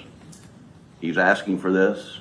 Who can I complain? understand. It's only us, and we can't complain if the court orders SLED to do something that we've asked for. I don't think it jeopardizes SLED's accreditation because in one single case, which they've had. It's not often that I get the defense asking for DNA. That doesn't happen very often. Well, there's a lot in this case that you're going to find out doesn't happen very often, but this is one of them. And so, Your Honor, they do quantitative analysis as part of their accreditation. I mean, it's not like they're doing something that's outside Othram's accreditation. I mean, they are Let me accredited. ask you, I mean, what harm would it be? Because if I give you the leftovers, they've already done the quantitative analysis on it. Is that right? Give them the leftovers. If I give you the leftovers and let them do the quantitative analysis on that and then hand it over to you, so whatever left over, they did the quantitative analysis, you could give back to them and they can do their STR. What's wrong with that? That way they can keep their accreditation for their STR. I'm just trying, what if he gets a different result? And he wants to use it at trial? And I'm trying to make sure you get your snap test. And I'm gonna make sure that you get it. You know, and from talking to Dr. Middleman, he says to me, what scientific purpose do they want to do this? What's their next step? If there's no next step, then there's a risk when you do quantitative analysis that it will get destroyed. And why take that risk? Now, first time I've ever heard him say, and you talk about we need to communicate, I've emailed him, we've had conversations about this, and I've said, what's the scientific basis? What do you plan to do with this once you do this thing and stop? And today, for the first time, he says STR analysis. I've not heard that before. But I thought I saw it in his motion. Did I not, Mr. Waters? And also in an email to Mr. Griffin as well. well, I overlooked that too, but I can find it.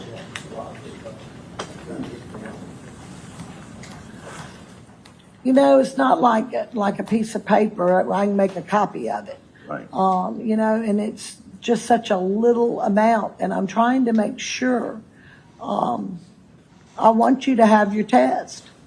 Well, certainly we can get the leftover extraction pronto. That would get us moving. And Your Honor, if I could, this is an email to Mr. Griffin, Harpootlian, Barber, and associated folks from July 21st, 2026, in which I stated, as we also discussed, I plan for SLED to process the reserve portion of the 70 and 71 samples where we can get quantification, at which point we would stop and consult with the defense on quantifications and the likelihood of remaining extract before proceeding with STR or YSTR. However, as I told you, I've paused that process while we discuss the matter. This is a fair process for both sides and one I'm willing to work with you on, but I should point out Dick made it very clear that the defense would not even promise to turn over results if reserve sample or extract was sent to you. I'm happy to discuss this further and ensure a fair process for both sides.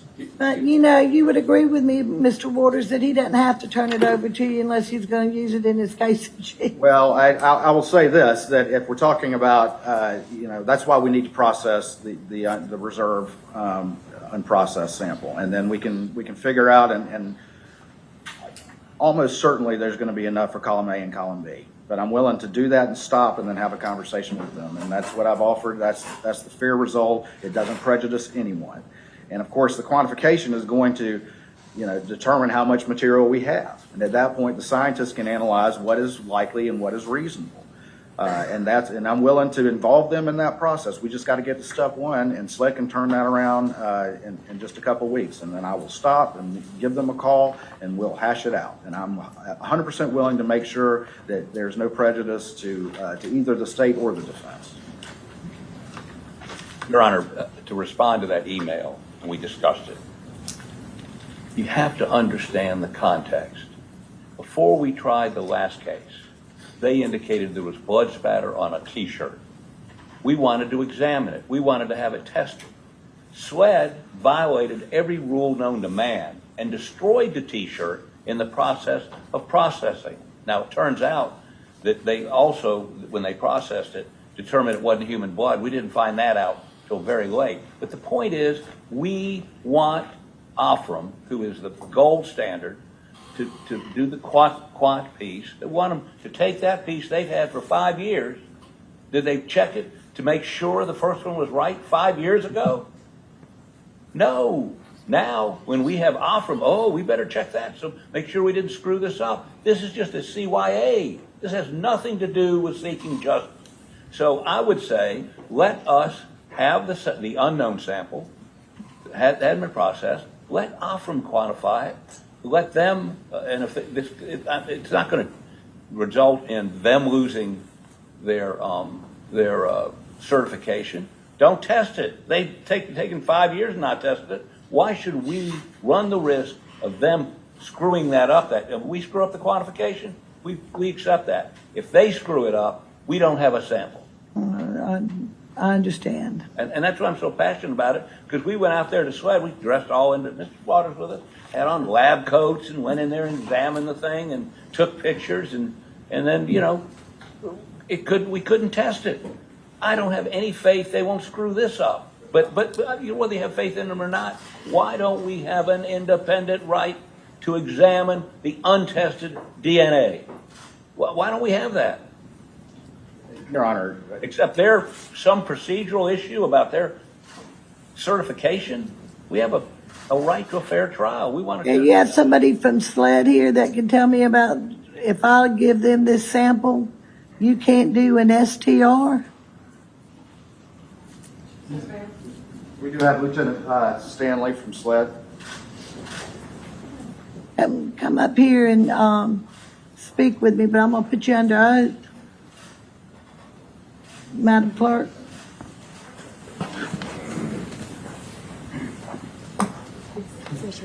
You solemnly swear or affirm that the testimony you give the court is the truth, the whole truth, and nothing but the truth, so help you God. I do. Okay. All right, well, tell me how you lose your accreditation if I give them a sample and then you take the leftovers and, yeah, you can go right there at the podium. And you can't produce an STR that could be admissible in court. Is that what you're telling me? Good morning, Your Honor. I am the quality manager for the laboratory, so my job is our accreditation and making sure that we are complying with accreditation standards. The DNA laboratory is accredited by the same entity as Offram, but in different capacities. We also follow the FBI Quality Assurance Standards, or FBI QAS standards, that are put out by the FBI for DNA caseworking or testing laboratories, as well as DNA databasing laboratories. In order for us to accept data from, or accept a sample from another laboratory, they need to be accredited in the same services for us to continue our testing. So it's not necessarily losing accreditation, because we just wouldn't be able to accept it and perform the testing. Well, let me ask you this. What if you got a sample and it was the only sample you had that had already been processed? Just hypothetically, are you going to tell me that you're not going to do an STR on it and try to admit it into court? We may not be able to, is what I would like to tell you. we share samples with Othram, for example, or third-party laboratories, but we're typically giving them the extract or the remaining portion, and they're able to work with that for their samples. We are unfortunately not able to work with theirs. Why? I'm not as familiar with the SNP testing, so that might, my understanding of that is it has to do with the standards that are followed for the accredited laboratories. Okay. All right, thank you. Mr. Griffin, let me ask you this. If I give you the leftovers and I give you the unprocessed sample, you have it quantitative and you do your SNP test, and then you give them the leftovers, and they can do their STR test.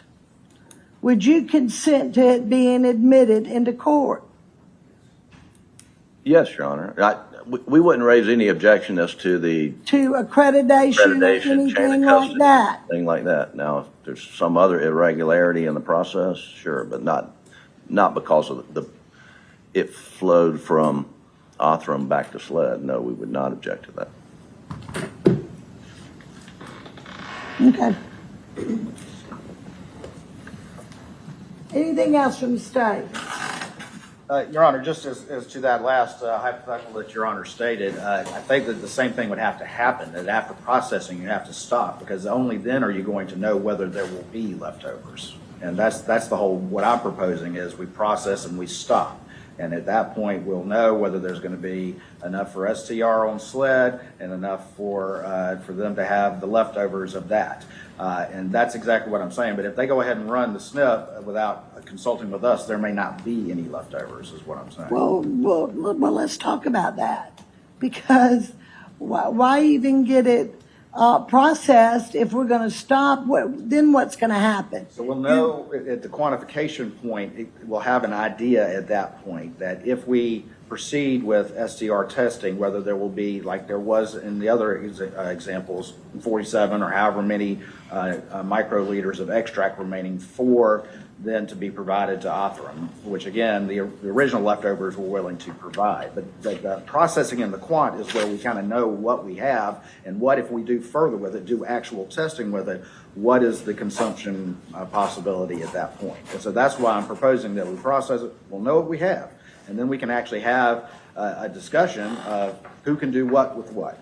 And that's what I'm proposing to do, and have SLED do that. We can turn around in a couple Well, weeks. this is their motion to do their SNP test. Sure. And that's what I intend to rule on today. Not get halfway through it and come back and hash this all over again. I absolutely, Your Honor. But once we get that quant, then we will, and their expert will know exactly, first of all, is SNP viable? And secondly, the amount of consumption that will be necessary for that.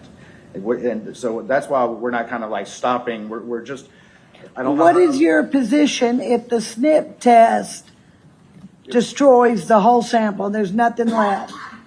So, Your Honor, what we want to do, we want it all to go to Othram.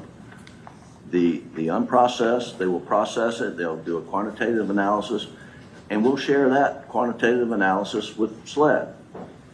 And then we'll know whether there's enough to do both. If there's not enough to do both, they'll know that, we'll know that.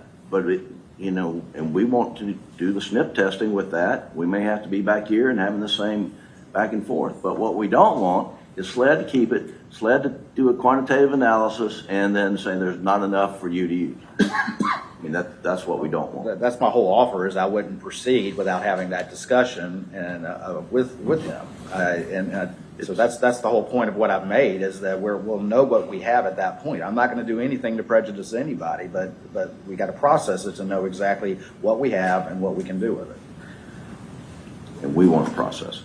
I understand.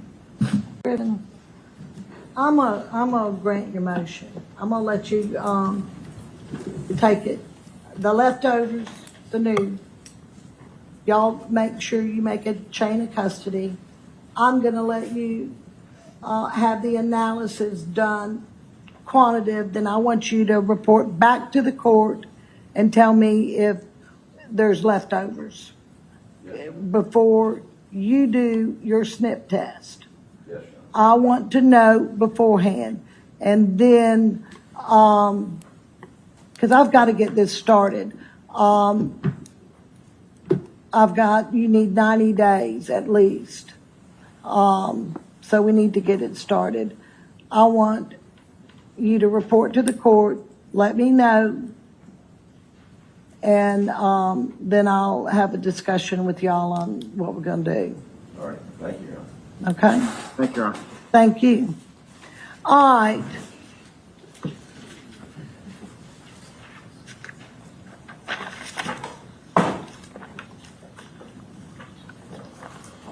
They're going to hold up and let me know.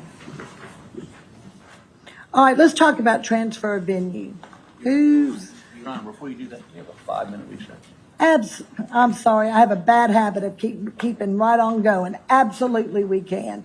Court's going to be at recess for, let's say, 15 minutes, so I can give everybody else out there a break too. All restrooms are located on each floor in the same place over to the right. Thank you. Thank you, Your Honor.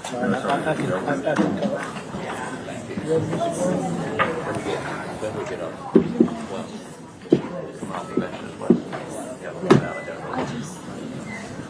We're gonna be through by Wednesday. This is the last one, right? Well, she's got that McCullough thing, but well, we even have to be here for that. We should be excused.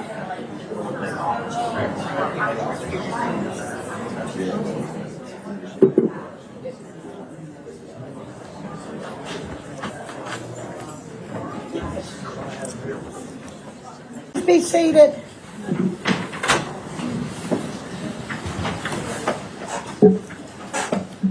Thank you, Your Honor. You're welcome.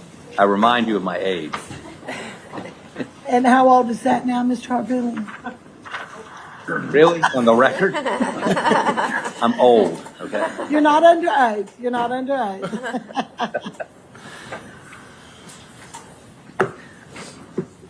All right, do I have everybody? Okay.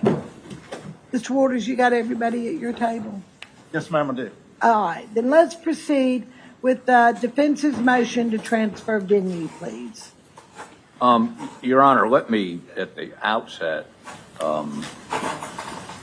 we've attempted to try to negotiate something with Mr. Waters, which has not been successful. But the only person in this courtroom that has a constitutional Sixth Amendment right to a fair trial is sitting right there. Now, the state has some due process concerns. If we wanted to try it somewhere that was totally, for instance, inaccessible, we wanted to go to Oconee County. I'm going to be there next week. Well, hopefully you'll get back. But, we understand that. But they don't have, beyond that due process right, any pick, if you will. They're not entitled to the venire they would like to have. The venire we have to have is the venire that's the fairest to him. The venire we have to have is the one that's more likely to either have not formed an opinion, or if they have formed an opinion, it's such that they could disregard it and base their verdict on what you tell them and what comes out of that witness stand. That's black letter constitutional law for the last 200 years. Now, this is a complicated situation because the media coverage of this has been, in my experience, unprecedented for a number of reasons that go beyond just the fact of the notoriety of the case. I tried a death penalty case in Newberry County 25 years ago, covered gavel to gavel by Court TV, watched all over the country. There was no social media, there was no internet, there was no, we actually had newspapers where people got their news. And Social media wasn't invented then. wasn't even invented yet. We had three networks, three television stations. And it got some notoriety. It was a pretty famous case. The son of the Episcopal bishop of the state was charged with murdering his wife, who was the daughter of a state senator. Got a lot of coverage. And Henry Floyd heard the case and had a jury from Oconee County seated. We didn't even have because of everybody in the county knew one or the other. So I've been through this process before, but the most notice I got was I get a call from somebody from Arizona who watched it, and when I got back to the office telling me what I'd screwed up that day. But nothing like what we've seen in this case. Wall-to-wall coverage, internationally, nationally, and the state, when you start talking about, and they talk about media markets, it's irrelevant. Whether you were in Greenville or Charleston or Beaufort, it didn't matter. It permeated everybody's consciousness. 10 million people watched this, and if they didn't watch it live, they watched it on YouTube or Court TV that night, or with the feed on their phones. I mean, it just permeated everything. So what's the solution? Well, first of all, I don't believe the state is arguing we should go to the 14th Circuit and try to pick a jury. And we have enclosed a copy of an order issued by Judge Kelly, I think yesterday or the day before yesterday, in a civil case where the defendants in that case, with a lot more resources than us, developed all kinds of factual bases as to why that case, which is related to the boat death case, the Parker case, should not be tried in the 14th Circuit, and he moved it to Spartanburg. And we would ask the court to allow us to introduce all the exhibits relied on by Judge Kelly in that matter into this matter, so that Your Honor will have the ability to review all those. We'll get them and get them to you if necessary. There's statistical studies. Judge Kelly's order is a work of art. I read it yesterday. And like you, I think you probably would agree with me. Well-reasoned, factual basis is extraordinary. And that's a civil case where, Right. there is no Sixth Amendment right on either side. So I would say, and I don't believe anybody's going to seriously argue that we go to Colleton County or even Beaufort County and try to pick a jury and waste our time down there. That's number one. So where do we go? Now, we suggested Charleston. And why did we suggest Charleston? A whole number of factors. One is it would be convenient to the 30 or so or more witnesses from Colleton County that will be testifying in this case. They won't have to travel, go somewhere, spend overnight, or travel 4 or 5 hours in a car one way and back. That's number one, convenience to witnesses. Two, the jury pool in Charleston is larger than the entire jury pool for the 14th Circuit. More people. And why is that important? Because once we got through the questioning of the hundreds of jurors that were brought into Colleton County, only 14% remained. 86% went away. And so if you're going to have to bring, again, being as old as I am, I've been through this exhaustive process before in a case I tried in 1983, a death penalty case. We went through 400 jurors to get 12 in a death penalty case. Took 4 weeks to get the jury. So this will be complicated and we're going to, closer to trial, we would ask for attorney-conducted voir dire, but we would concede that's not allowed by the statute. But we're going to ask you to conduct individual voir dire of each and every juror with some very specific questions and allow us to approach you if we think there's additional questions needed. But everyone's going to know of this case, and everyone is going to perhaps have a preliminary opinion. The question is, can they put that aside and base their verdict on what you tell them and what they hear from the witness stand?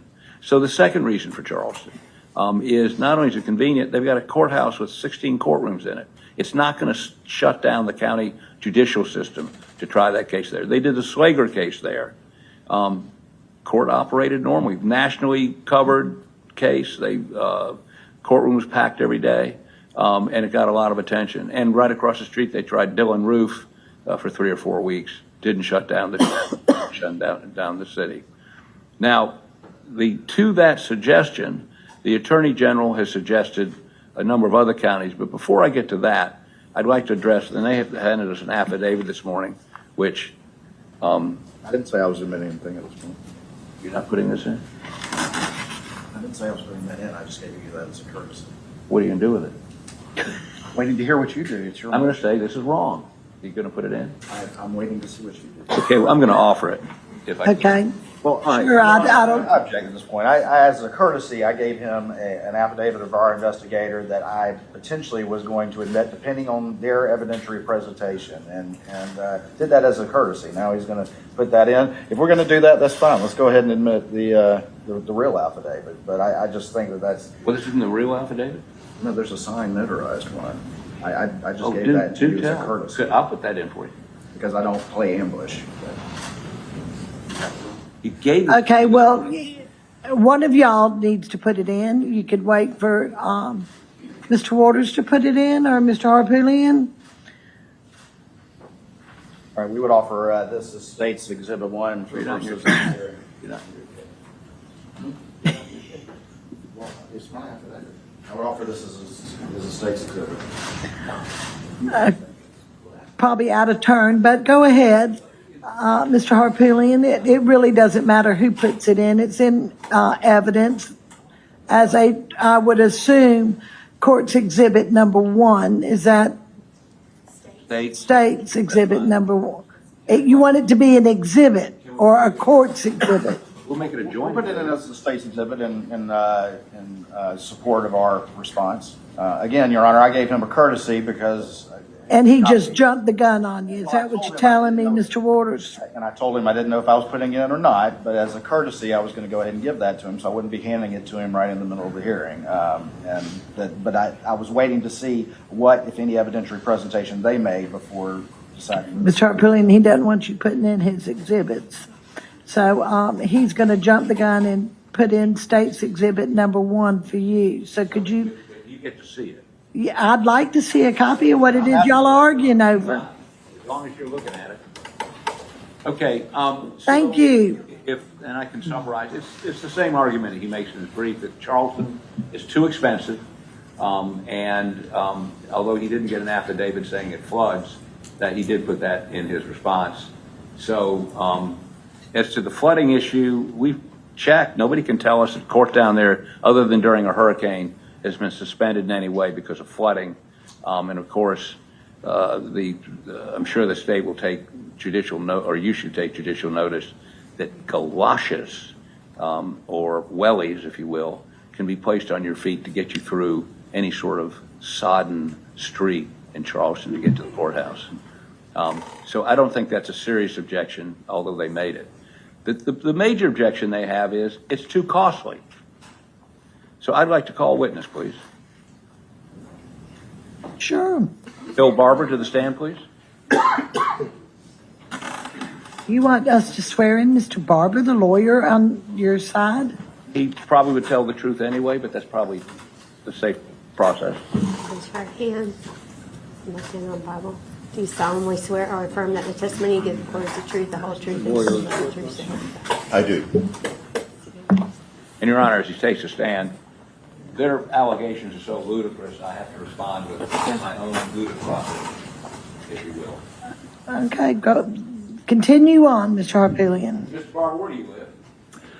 I live in Mount Pleasant, South Carolina. And where do you work? Where's your office? We have an office in our I principally work in an office in downtown Charleston within walking distance of the Charleston Courthouse. near Church and Broad. It is on State Street near Broad Street. Okay. And do you drive to work every day? I do. And how long does it take you to get from Mount Pleasant to basically 2 blocks, 3 blocks from the courthouse? It takes 15 minutes. Okay, and that's rush hour? Yes. Okay. Now, also, before you get on the bridge to come over the Cooper River Bridge, are there any accommodations that someone that was in a trial in Charleston could stay in? Yes. And just give us a sample of what those facilities would be. There are, I believe, at least 9 budget hotels clustered at the base of the Ravenel Bridge on the both north and south of 17. And you can get a room there at a reasonable price? Yes, there's a Comfort Inn, a Holiday Inn, a Hampton Inn, there's an Indigo Inn. There are various, economy, extended stay suite. There's 9 of them total. There's everything you could imagine. And they're more in the vicinity, correct? Yes, and I pass those every day going to the office. Now, when we tried this case in Colleton County, do you know where the state folks stay? They rented a big chunk of a Hampton Inn, did they not? They stayed at a Hampton Inn, I believe it was at the Interstate 95 interchange. Okay. And do you know how, and have you Googled how long it takes to travel from that Hampton Inn to the Colleton County Courthouse? I have not. I know that it took at least, I've driven it before. The Cracker Barrel was there when we went to there. It was a good, it was a comparable 15-minute Forgot the drive. Cracker Barrel was there. Yeah, it's about 15 minutes, right? Yes. About the same time it would take you to drive from one of those Mount Pleasant hotels, budget hotels, to the courthouse.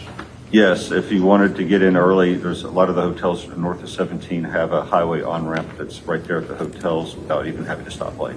Okay, and then does the Charleston County Courthouse have a parking garage? It does. And if we went to the Charleston County Courthouse, do you believe that we could get some spaces set aside for the prosecution and the defense and perhaps even witnesses to park? All I can say is it would be incredible to me if attorneys for the state of South Carolina could not obtain parking spaces at a South Carolina, judicial facility. And does the state, there's a solicitor's office in the courthouse, is there not? It's either in the courthouse or adjacent. There's actually a collection of buildings, so there's 16 courtrooms, in the actual judicial center, but that doesn't include, I believe, magistrates' courts have a whole separate building adjacent to it. And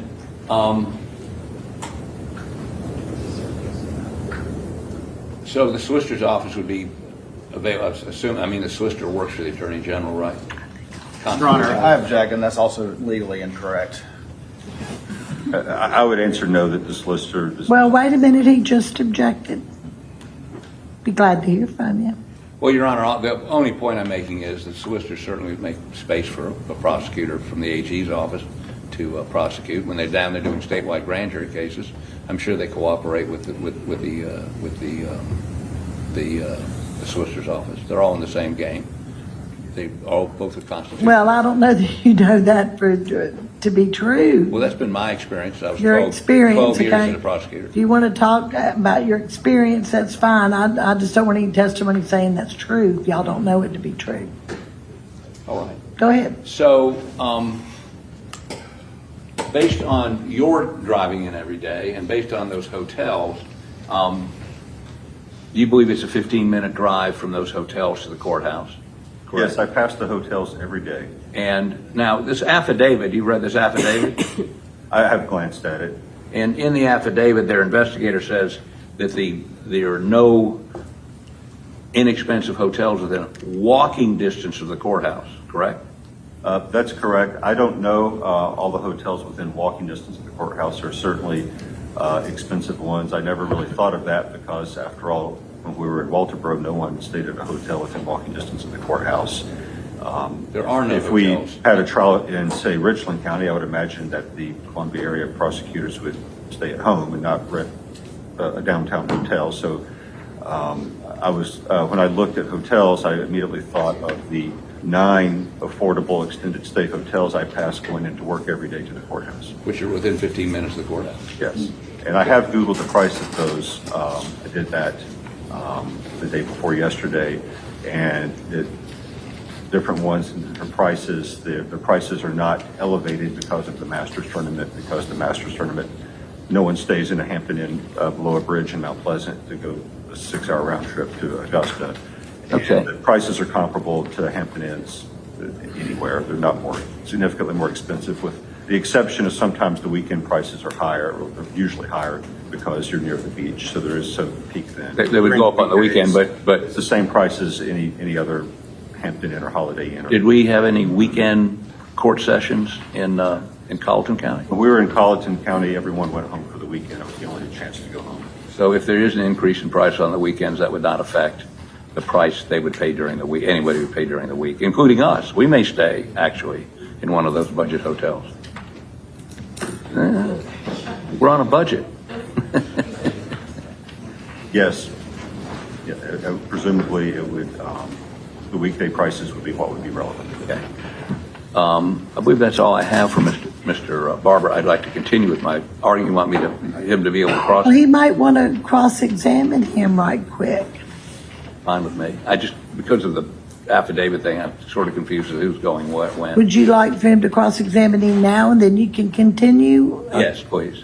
All right, go ahead, while I have him on the stand so I can let him down. Go ahead, Mr. Waters. Thank you, Your Honor, and may it please the court.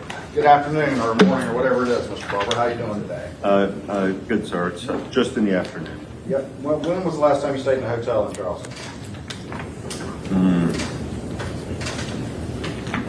It's been a while. I will say that I had my best friend visit 2 weeks ago, and I put him up at the Hampton Inn that I'm speaking about, and I paid for it. Okay.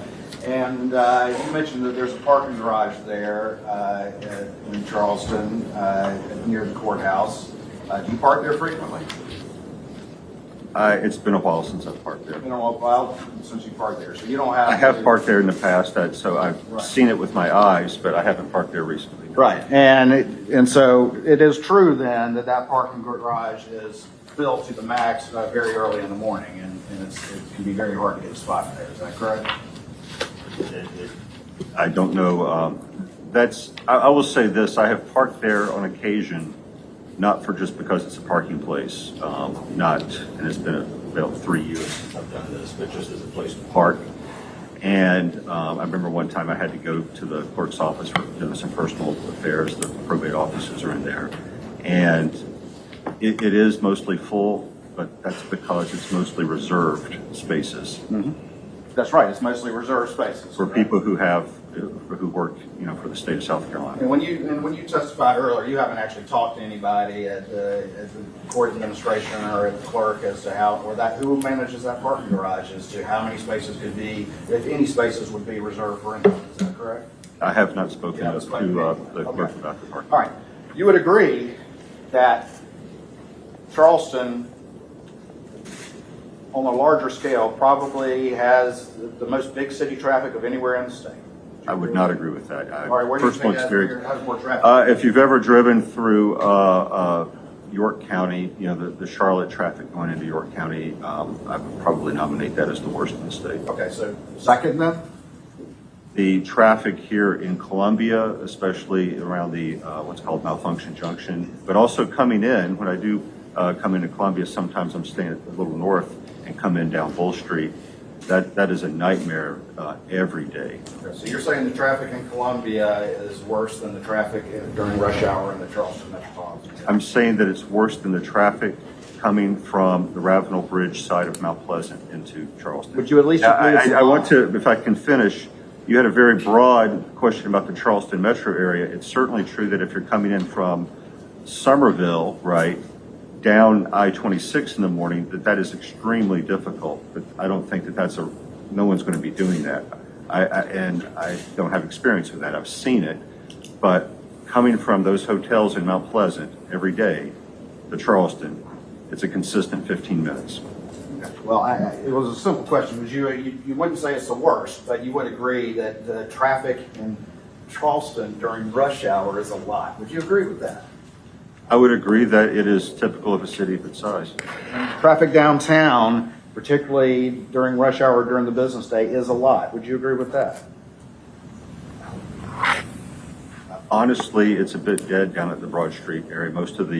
If you go up to King Street in that area, yes, but down where the courthouse is, no, it's really not. Would you agree that parking is difficult in downtown Charleston?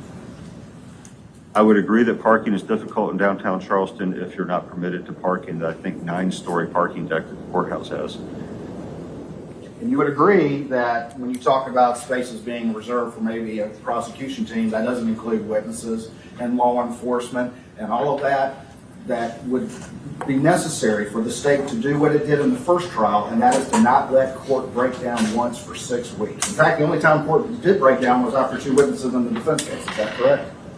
Sorry, you were speaking fast. I didn't quite catch the question. You would agree that if there are parking spaces being reserved for a large prosecution team, that doesn't include spaces that would be needed for witnesses and for law enforcement and that sort of thing, that would be necessary because the state has the burden of proof to prevent court from breaking down in a large complex trial. No, if you're asking my agreement, I guess then my opinion is that the parking deck is available for people there at the behest of the state because it's the state's parking deck. Would you agree that the Charleston area is one of the most expensive, just generally expensive areas in the entire state? I don't understand what you mean. The expense of what? Cost of food, cost of groceries, cost of hotels, cost of anything down in that area, as opposed to, let's say, Newberry or Lawrence. I don't believe that the groceries are any more expensive. I've spoken to the hotels that I've spoken of are no more expensive. If you went to a fancy restaurant, they have more fancy restaurants certainly than most parts of the state does. So you don't think the cost? So that would cost more if you chose to do that. You don't think the cost of living is higher in Charleston? McDonald's is the same price in Charleston as anywhere else. Can you listen to my question? You don't believe the cost of living is higher in Charleston than in many other areas of the state? I believe that it is because the real estate prices are higher, which I don't believe is relevant here. All right. You mentioned something about people going home on the weekends. So do you know if all of the prosecution team went home on the weekends? Or do you know if they actually have to stay and work because they had the burden of proof for 6 weeks? I have no idea what the prosecution team did over the weekends. All right, because you would agree that a complex trial is pretty much a 7-day-a-week job. Would you agree with that? Oh, absolutely. Let me ask you this. Charleston, you would agree, has a lot of tourism. Is that correct? Yes. It's probably the premier tourist destination in South Carolina, or one of them at least. One of them, certainly. I mean, it's a great place, right? Yes. Most historic city we have, right? Yes. Okay. And Charleston has a lot of events. Is that correct? And what a lot means, there are several events during the year. Okay. All right. And would you agree that the spring season is the busiest tourist time for downtown Charleston? Did you research that? I would, the spring, the winter is less. Beyond that, there are tourists pretty consistently through the year. Did you look at the fact that the weekend prior to the trial being scheduled, that there's the 50th anniversary of the Cooper Bridge run? No, I did not look at outside the Would you trial. agree that that brings a lot of traffic and a lot of people to the Charleston area? It brings people to the Charleston area who run the bridge. The bridge is closed for a few hours on the weekend. I don't know about traffic, but it brings people in, certainly. Did you also look at the fact that that very weekend as well, there's also the Credit One tennis tournament in the area as well? No, that's not anywhere near the area we're talking You don't think about. that affects the traffic in downtown Charleston? Or in the Charleston area? I've been to that tournament before. It's in Daniel Island. It's nowhere near. It does not affect the Broad Street downtown area. Would you agree that that same weekend is also Flourtown and Somerville? Somerville is very, very far away. I don't know what happens in Somerville. So let me get this It's a different straight city now. and different county. As a Charlestonian, you would not say that that particular weekend in particular, much less April and May, are not the busiest tourist times with the most influx of people than probably the rest of the year. You wouldn't agree with that? No. Okay. All right. I can tell you, Seawee would be when the most tourists would be there. Which one would be? Seawee, south of the Wildlife Expo. You would agree that the state has an obligation to try its best to be good stewards of taxpayer money. Would you agree with that? Yes. And you would also agree that the statute specifically states that in considering venue changes, that what must be considered is logistics and expense, and that at least one of those and most convenient one of those should be chosen. You agree with that too, don't you? No, you added on what should be chosen. I do not agree that the state of South Carolina cannot afford to try a case in Charleston, South Carolina. You don't agree that Section 172185 says that In making a determination whether to proceed as allowed by this section or to order a change of venue for trial, the court shall consider all the logistical and expense elements and consistent with the demands of justice, choose a method that results in the least expense and greatest convenience for all parties. You don't agree that that's what the statute says? They're consistent with the interest of justice, yes. All right. And I understand consistent with the interest of justice, but would you agree that Charleston is one of the most logistically challenging counties in all of South Carolina? Absolutely not. Disagree? Absolutely. All right. And would you agree that Charleston, downtown Charleston, is one of the most expensive areas in all of South Carolina? Again, that's a very difficult question to answer when you're not saying what's being purchased. Food.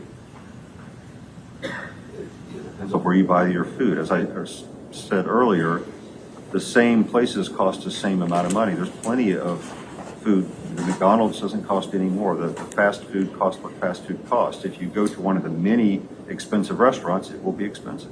So it's your testimony here today that spending weeks down in downtown Charleston would result in no greater expense than if you were in many of the other counties of the state. Absolutely. And to your earlier question about the logistical difficulty, the logistically difficult counties are the counties that don't have the infrastructure to support the trial. You know, there was no place to eat. There was no place for us to stay, for example, in Walterboro, right? There were no hotels. There were hardly any restaurants. You know, there was a huge crowd. That's why they had the food trucks come out. Those were the logistical difficulties. I eat lunch in downtown Charleston every day. If you want to get a sandwich, it costs what a sandwich costs. It is not especially expensive. Let me ask you one last question.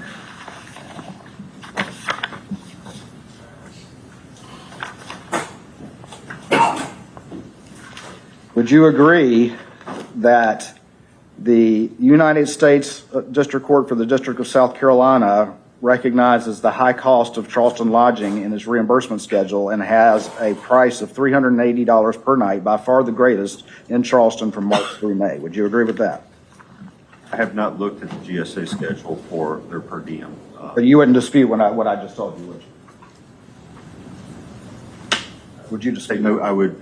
I'm not going to offer an opinion on what I would or wouldn't dispute. I haven't even seen it. So you don't know, being a lawyer in downtown Charleston, that they reimburse by far the most during March through May in Charleston than anywhere. What I know, based on being a downtown lawyer, is what it costs me to go get a sandwich. I know how long it takes to get to the office. I know how long it takes when I pass the hotels. I know what those hotels cost because I just put somebody up in one of them. That's what I know from personal experience. All right. Nothing further, Your Honor. Just a couple questions. Briefly, Mr. Harpootlian. Yes, ma'am. Mr. Barber, you heard the Attorney General ask you specifically compared to Newberry and Lawrence, right? Right, Newberry. Newberry and Lawrence. Newberry County has the same number of population as Colleton County, right? Yes, we Very small. 39,000 some people in each county. Okay. And Lawrence is even smaller. So based on our experience in Colleton County, is your opinion, having been through that there would be sufficient jury members after we go through all the, remember now, that was before the conviction, before the movies, before the 6 books. Would that have an impact on our ability to obtain a jury in either one of those jurisdictions? Do you have an opinion as to whether or not there be sufficient jurors? I think it's common sense that when you have a jury pool that is 10, more than 10, I think that would be 11 or 12 times bigger in a county, that you are proportionally 11 or 12 times more likely to be able to pull a jury. And I would also think that those considerations would carry more weight in picking a venue than it's how much the prosecution has to pay for a Hampton Inn. And do you understand that the solicitor for those 2 counties is Mr. Stumbo, who will be the new Attorney General in January, and his boss, and has been the elected solicitor from those counties for about 20 years. Do you understand that? All of that, except I didn't know it had been 20 years. And that he would have had the ability to, running for reelection to have a much more knowledgeable and relationship with jurors than we would ever have, than Mr. Murdaugh. In other words, it would be home cooking to have him doing it in those counties, don't you think? I honestly don't know what happens. I've never driven through Lawrence, but I would assume that the local prosecutor, who's been there for 20 years, has tremendous knowledge of the local population. Okay. Thank you. I have no further questions. Nothing further, Your Honor. I would like to commend Mr. Harpootlian on going ahead and conceding the election, the general election in November. Can I excuse this witness? Yes, ma'am, Your Honor. All right. Now, let me ask y'all something, because here we are talking about counties and where we're going. Am I correct in assuming that y'all have agreed to transfer venue from Colleton County, and not only from Colleton County, but out of the circuit? No, Your Honor, we have not agreed to that, as our motion states. And again, I don't want to jump the gun. I'm responding to Your Honor's direct question, but of course, our point was we actually tried to negotiate without conceding anything, and we're essentially told Charleston, and there were no other counties that they were willing to consider. So are you telling me that you would have conceded had they picked somewhere else? I said, just as I said in my motion, that I'm always happy to have a reasonable discussion. What I can't do is just have the defense dictate the most expensive and what we consider the most logistically difficult county in the state. That's the point that we're making, and that I think I put in my motion as well. We're happy to have discussions. Absolutely, the state has an interest in picking a fair and impartial jury as much as the defense, and despite what he says, the state is entitled to a fair trial as well. That says in our appellate opinions all the time. I want to get somewhere where we can get 12 in a box and get a process that win, lose, or draw is going to be one that sticks, and that's the state's goal. Okay. All right. Based on his filings and our discussions, I'd assume that we were going to leave the 14th Circuit. First of all, if you want me to walk through the rationale Judge Kelly had in his order he issued yesterday, I'll be happy to do that. But I think our filings make it very clear. I've read your motion. I read your memorandum in support, and then I read the state's response. Then I read your response again that you filed with the court. I've read it all. But if you would put your position on the record for me. Okay, well, the 14th Circuit, which is Colleton, Jasper, Beaufort, and Allendale, is where the defendant is from, where his law firm has operated for 100 years.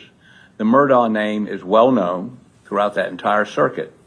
And so that circuit, the movies that were filmed, the 5 movies that were filmed in Colleton, Jasper, and Beaufort. The Murdaugh case is a local freak show. You have people being interviewed on the street in all those counties, commenting on whether they thought he was guilty or not, or whether this happened or that happened. I mean, it was so outrageous that Buster Murdaugh is suing Netflix for accusing him of murder. That's a civil case that's going on in Hampton County. So there's no, I mean, do we have the money to have some sort of poll or do what they did in the Parker case? No.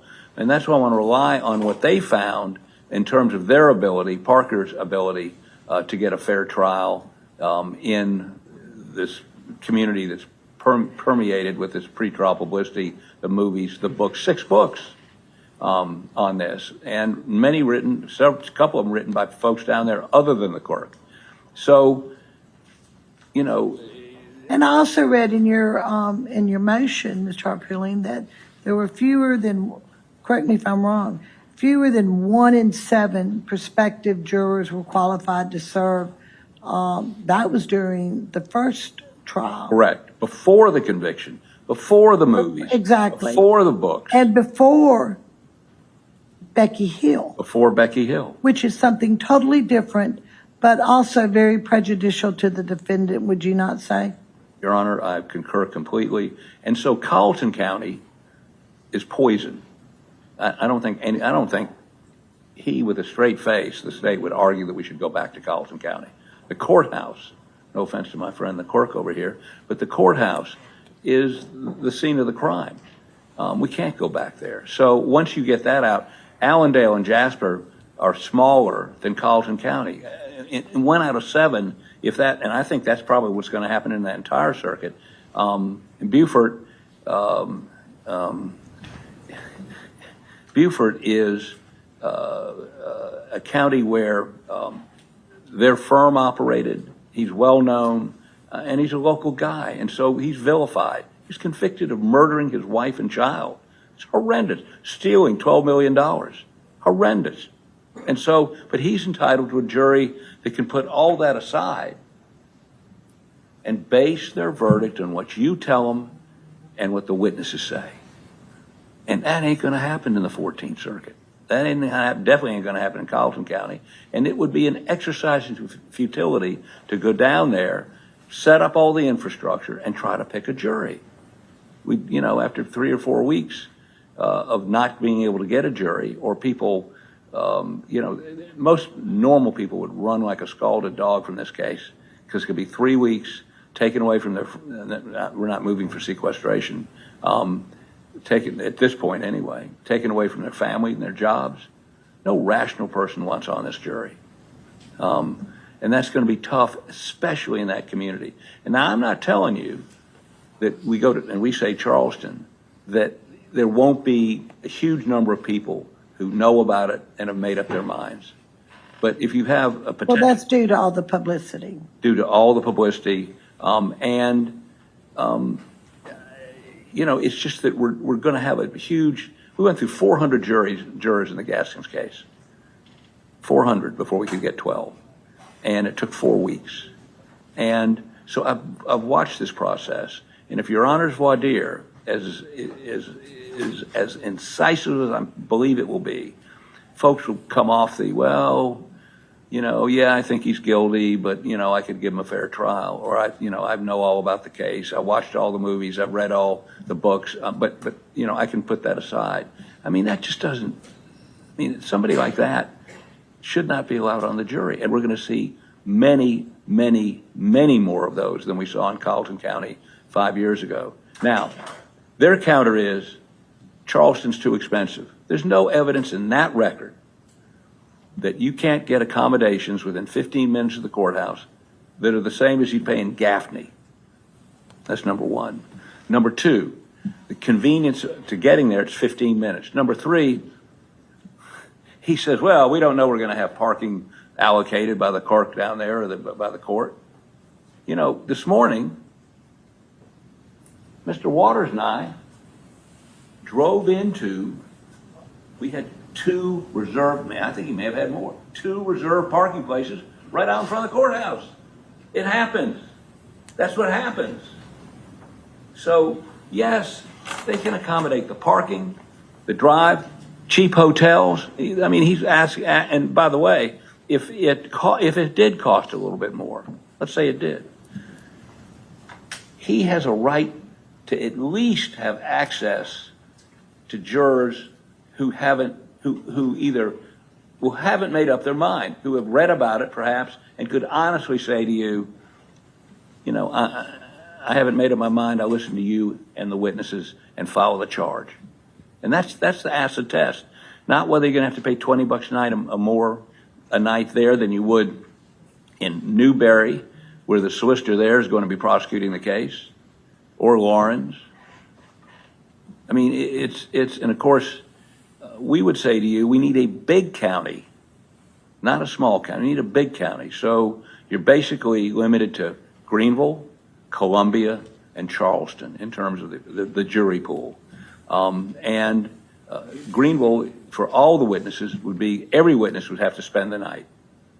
Colleton is 45 minutes, Walterboro is 45 minutes away from Charleston. Witnesses can drive over at 2:30 in the afternoon, testify, and drive home. So the cost of putting witnesses up is gone. If you have an expert witness coming in, very easy to get them into. Of course, we had the problem in Walterboro, no airport.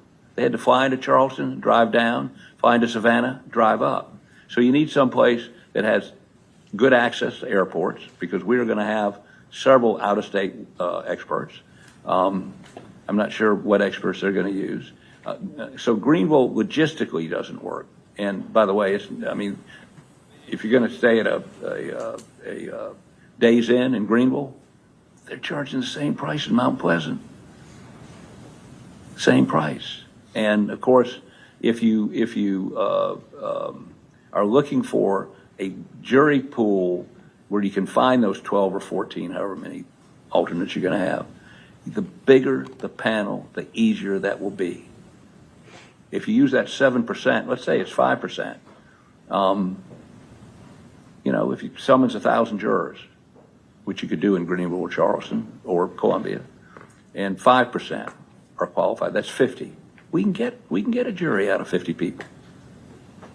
But you go to one of these small counties, you can't get I bet you can't get 1,000 jurors to show up. It's been my experience in the rural counties, they're a little less willing to come in, and they don't want to be gone for 3 weeks or 2 weeks from their jobs. And I mean, it's going to be tough. Getting a jury in this case is going to be extraordinarily difficult. Why make it more difficult by limiting your choices? Why make it more difficult? Because, and again, there's no tactical advantage to us in Charleston. He's not from Charleston. I'm not from Charleston. The Charleston is going to give us a larger jury pool that's more accessible to 30 or 40 witnesses in this case from Colleton County. So when you look at the cases on this issue, they all come back, and I understand they have a right to a fair trial too, but he has a Sixth Amendment right to a fair trial. And that Sixth Amendment right means, and let me say this to you, you know what else you get with Charleston? No appeal. I'm putting on the record, if you give us Charleston, we will not appeal the venue issue, ever. Take that one off the plate. Not that You're requesting the change of venue. I know. Just want to make sure I've got that right. If you deny the motion for change of venue, we're going back to Colleton. So I don't really think, and correct me if I'm wrong, that is a viable alternative. I think we've got to move it somewhere. And we're suggesting Charleston because we think that will be the most expeditious way to get a jury that truly has not made up their mind. Okay. Now, he's arguing cost. I heard him. He's trying to get Mr. Barber to say Charleston is expensive. And when I'm there, not on business, well, sometimes on business too, I stay at really nice hotels and eat in really nice restaurants. But we won't be for this. He's broke. He hadn't had a job in 4 years. And if he did have a job, the feds or the state would be seizing the money. So, and let me say this, we have an office in Charleston within walking distance of the courthouse. So that makes it more economical for us and allows us to have the money to hire a DNA laboratory in Texas. And we're going to have to hire other experts from outside the state. And we want to put our money into that, not having to stay somewhere else or even paying for witnesses to have to come somewhere else. Now, our memo talks about, all kinds of things and the factors. But Your Honor, first of all, I would say to you, if he gets up here and argues we need to go back to Colleton County, then he is, and I don't know why he would do that. I have no idea why he wants to go back to Colleton County. Maybe it's his lucky courthouse, but it's not rational and compared to what his Sixth Amendment rights are. Okay. Happy to answer any questions you have. Thank you. All right, well, let's hear from you, Mr. Waters. I apologize. Your Honor, I want to start out by saying, and the state was in a leadership position prior to the first trial in putting together logistics, doing things like asking for a gag order in order to try to do exactly what the state wants, and that is to put 12 in the box who honestly can be fair and impartial to both sides. That's been our entire goal the entire time. This is as I wrote in my motion, this is the world we live in, and the genie is out of the bottle. And I'm not going to sit here and not say that this case has been unique, almost nationwide, in the amount of publicity that has been generated. And so that is going to be something that's going to be overcome. But the law is very clear that the remedy for that is, of course, an effective voir dire process. And we put together a good procedure last time. It was very efficient. It worked, even though the frenzy was out there then too. I want to be clear that I'm here to be reasonable because as I said before, I want to pick a jury that win, lose, or draw will stick, and that we have a fair to both sides. And I believe that we can do that. But the issue, of course, is not pretrial publicity. Long gone are the days where people got their news from the evening paper or the morning paper, and it is ubiquitous out there. So we're going to have to rely on our citizens and identify those citizens who can put whatever they may have heard aside and honor their oath to be fair and impartial. I also want to be reasonable here when I say that I'm happy to consider any other option, but I also am a steward of the taxpayer money. And the statute also requires the least logistical expense. I also, as I said before, we didn't let court break down for 6 weeks, and it was a logistical, huge effort that I give credit to a lot of these staff members back here in keeping one witness coming up after another to get this thing going. And so I'm thinking about those things, and I have been in court. I love Charleston. Charleston is one of my favorite places in the world. I have been to court down there many a time, and it is always a logistical difficulty. And to contend it's not the most expensive city in the state, I don't know what to say to that. So I have to at least not be, when the defense says Charleston or nothing, I have to at least say, Your Honor, there's problems with that, and we believe that there are other choices in the state that would be better, of which I am happy to talk about and consider those other choices. That's been the state's position. In the end, Your Honor, all I want is a fair jury to the state and to the defense, and have us be able to present our case to citizens who are going to abide by their oath and be fair and impartial to both sides. And that's the process that we're looking to have happen. Okay, thank you. Anything else from the state? Defense. I'm sorry. I have so much to say, but probably not. Thank you, Your Honor. Thank you, Mr. Harpootlian. All right. I understand. It sounds to me like y'all are just agreeing to disagree. Y'all just want, each one of y'all want a different place to hold it. But let me tell you, I read your motions, and I took them seriously and went through and did some work on them. And I'm going to tell you, after reviewing the motions submitted by both sides, I even went back and looked at the transcript of the jury selection that was conducted back in January of 2023, and also the opinion from our Supreme Court. I'm going to order that venue be transferred to a county outside of the 14th Judicial Circuit, because I believe that the defendant cannot receive a fair and impartial trial in Colleton County. I'm making this ruling in pursuant to the South Carolina Code 172180, and it's supported by case law. That would be State v. Law, where the circuit court retains the power to transfer venue outside of the circuit where a fair and impartial trial cannot be had. So I'm transferring it not only from Colleton County, but out of Colleton County completely.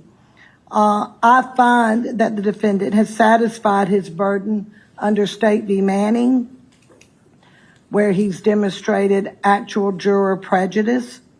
And unlike the ordinary pretrial publicity case, the evidence before this court is based on the actual results of the voir dire conducted in this case in the January 2023 trial. Fewer than 1 in 7 prospective jurors were qualified to serve, demonstrating an extraordinary degree of community exposure and prejudice. Second, under Reamer versus U.S., the interference with the jury process by an officer of this court is deemed presumptively prejudicial and cannot be measured by any voir dire. Ultimately, the decision to change venue lies within the sound discretion of the trial court, providing that a showing of actual juror prejudice is made. This ruling rests on 4 grounds. First, the exceptional rate of juror disqualification during the January 23 jury selection. Second, the community prejudice arising from the size of the county and the long-standing association between the defendant's family and the 14th Circuit. Third, the South Carolina Supreme Court's determination that the former Colleton County clerk-of-court improperly influenced the jury, depriving the defendant of his constitutional right to an impartial jury. And fourth, the form of publicity surrounding this case. There's case law that says I can't transfer something just for publicity. That can be cured. But with the 4 grounds that I've just stated, I am transferring it. Further, this ruling is supported by the court's recent order in Beach v. Parker that I just read yesterday that Judge Kelly was interested in his order. I did go read it. There, the court found that the moving party made an affirmative showing that a fair and impartial trial could not be had in Hampton County due to the extraordinary pretrial publicity and the surrounding litigation. The court concluded, other than publicity, the settlement of the wrongful death action, the criminal prosecution of Mr. Murdaugh, the defendant in this case, including his reversal by the clerk of court. The same publicity and public attention that justified transfer in Beach is present here and further supports this court's determination of a change of venue is necessary to protect the defendant's constitutional rights. Further, I'm going to find that under Section 172185 is not an adequate alternative. That procedure would require Colleton County to bear the substantial cost of transporting, housing, feeding, and securing an out-of-county jury throughout a multi-week trial. More importantly, it would not remedy the prejudice identified by this court or eliminate the concerns arising from retrying this case in the same community where the constitutional violation occurred. I find that there's no lesser remedy that will adequately protect the defendant's constitutional right to a fair and impartial jury. The court rules venue is transferred outside of the 14th Circuit. I'm going to reserve my ruling to the specific county in which this matter will be transferred. Let me tell y'all, it takes a village to get this case transferred. For those of you who don't know, there's a lot of other things besides walking into a courthouse and sitting down and trying to try a case. We have to consider security, transportation. Is a courthouse adequate? Is there lodging? There's also docket considerations that have already been set for next year. There's a bunch of matters to consider. So what I'm going to do is I will think about it. I need to look at it. I will tell you, Mr. Waters, you are correct. Cost is a concern because Colleton County does bear the cost of the retrial in this case.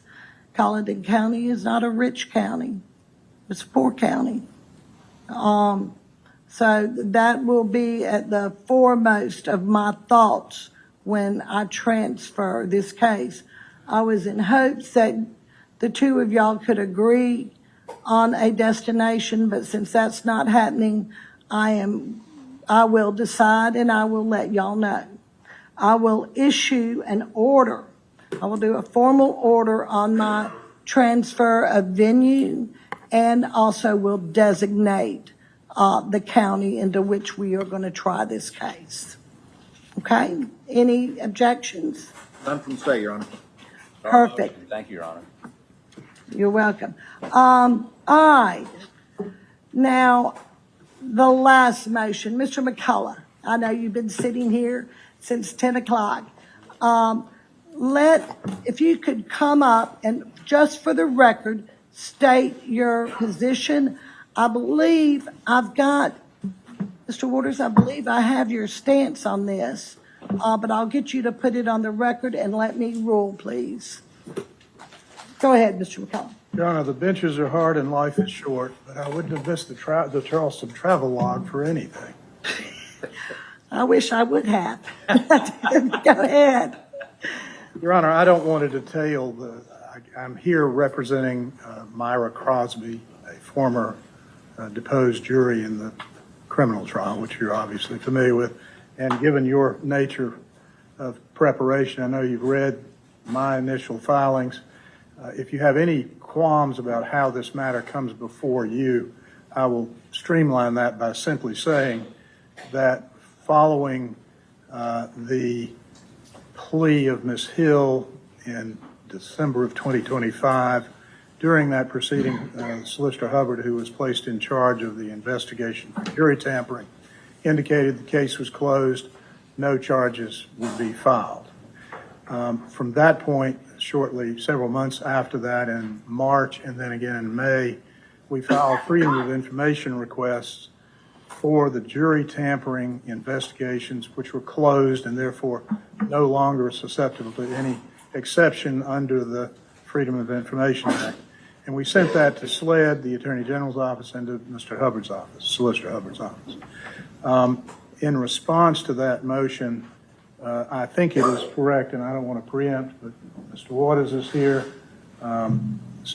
General Counsel for SLED is here, and I spoke to Solicitor Hubbard outside to just confirm their positions are not in opposition to the remedial attention to the protective order, but they do say that they all three, as agencies, are constrained by protective order, which includes at least, if not is, the protective order of Justice Toll from January of 2024, issued preceding her new trial motion hearing. At that time, she issued a protective order, which I think the primary concern was to protect the identity of the jurors in the case that may have been to some extent interviewed in whatever jury tampering investigation led up to that point, January 24. And of course, that investigation continued after that hearing, after January 24. So we're simply asking, and there was no other way to get here, Your Honor.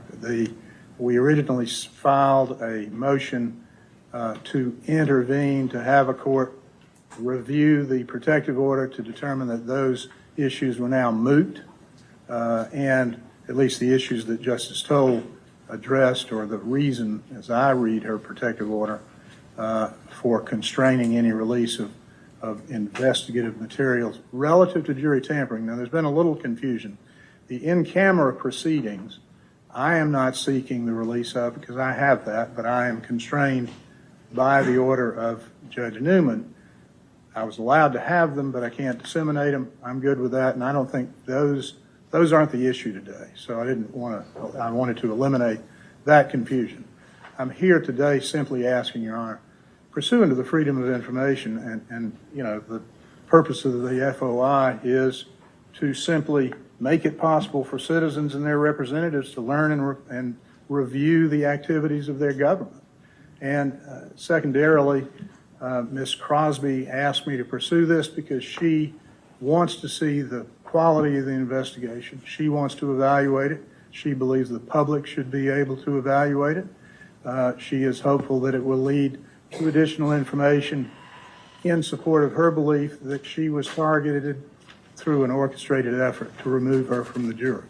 So for all those reasons, Your Honor, I believe that it's appropriate for me to be before you as the assigned judge for all things Murdaugh and to ask you to review that protective order and any others that could be referenced that I'm not aware of, and to conclude. You're not asking for any jurors' names or any I'm kind not, of Your Honor, but that's the worst kept identifying. secret on the planet. I think that half of the jurors went to New York and appeared on the Today Show, I think. Well, I understand all that, but you I'm understand not as a opposed to the court, redactions. you know, we protect our jurors. Now, whether they want to get out and go dance on ABC and tell them everybody who they are, that's fine. Your Honor, But I'm not comfortable in unsealing any identifying factors for a juror or a juror's name. not asking for that, Your Honor. And I, Okay, just wanted to make sure. I respect the position of the Attorney General's office, which actually filed the only responsive pleading. So I respect that. My only concern is simply this. When you begin redactions, I do not want to have to be back here or through the Freedom of Information and a lawsuit complaining about Epstein proportionate redactions. Protecting Okay. the identity is one thing, but I don't want to get pages and pages of blacked out, redacted. I understand. So that's our position. Okay, Mr. Waters? Thank you, Your Honor. First of all, as we detail in our response, there were multiple protective orders during the course of this. And Right. of course, the first thing we have to talk about is what you just recognized, is that the court promised those jurors over and over again, both Judge Newman and Justice Toll, we're not going to release your identity. And we deal with this all the time. Just because I might be subject to state grand jury secrecy doesn't mean somebody who's subpoenaed can't go run their mouth about it. And I still can't run my mouth about it, right? Except as necessary in court. So, and so the other thing is that we also wanted to protect, of course, ongoing investigations, which have resolved at this point. And so that's why we have filed a motion to unseal. However, our motion to unseal also includes the sealed portion of the initial inquiry that got that juror kicked off the jury. Okay, and that's important that come out. In fact, I find it interesting how Mr. McCullough says he wants the public to judge what happened, but he doesn't want them to see what was the basis for the exclusion in the first place. And so there is that needs to be unsealed at this point now. There's no reason to do that. Of course, redacting identities, and that, of course, is the only limitation that we have, is that those juror identities be redacted. The main difficulty in that is there are some MOIs. Those are easily redacted, and other personal identifying information that are normally redacted to protect people's privacy. The MOIs are going to be easy to do that, memorandums of interview, but they are summary documents only, and there are of course body cams of interviews and that sort of thing, and so that's going to be a little bit more difficult and it's going to take some time to do, but subject only to that, to honor the court and frankly the state's promise that we won't be the ones to release your identities. We believe that not only should the sealed inquiry at trial be released, but also within the appropriate bounds of FOIA and subject to redaction, the investigative file as well. Okay. I would only respond by saying that with regard to the in-camera proceedings, we're not asking for that to be unsealed. I find it fascinating that the Attorney General's office is. I don't know how you're going to redact the identity of the person that everybody in the universe knows was the object of the in-camera proceedings and the only person who was removed from the jury. But I certainly will respect your ruling. Well, if someone else decided to run their mouth and go to the media, then that's on them. It ain't on us. I would also point out, Your Honor, that Mr. McCullough on June 24th, June of 2024, requested unsealing of the in-camera proceedings and then filed on September 4th, 2024, a petition to intervene with the Supreme Court to seek it unsealed. So on multiple occasions, he has requested to have it unsealed. So, And I achieved my goal, which was to have access. Look, I like for everybody to know everything. So this is the deal. We're going to unseal it. We're going to protect the jurors' names. I want that redacted. I want any identifying information concerning a juror redacted. Unseal the rest of it. Thank you, Your Honor. That's exactly what the state wants. Thank you, Judge. Thank you. All right, now with all that done, let's talk about when we shall meet again. Already, yes. I'm telling you, I'm keeping us on schedule. We're going to get this done. My 2 dates for my next hearing. And let me just tell the lawyers this. I did have a motion to exclude evidence. And the state's motion to admit evidence of motive. And that's going to involve the financial transactions. I think a ruling at this time would be way too premature. I want to be closer to trial. I probably will not even consider those motions until the beginning of next year when we start doing pretrials. However, Mr. Harpootlian, your motion to dismiss, I was told I would be getting a supporting memorandum, which I do not have. I pushed that out because the state hasn't been able to respond to it, because they haven't been afforded the opportunity. They don't have it. I will push that out to the next pretrial hearing. I do not want the DNA, Mr. Griffin, to wait that long, because I'm thinking either November the 13th or November the 20th. That would be here in Lexington, again at 10 o'clock. That way I can address any other matters that might come up.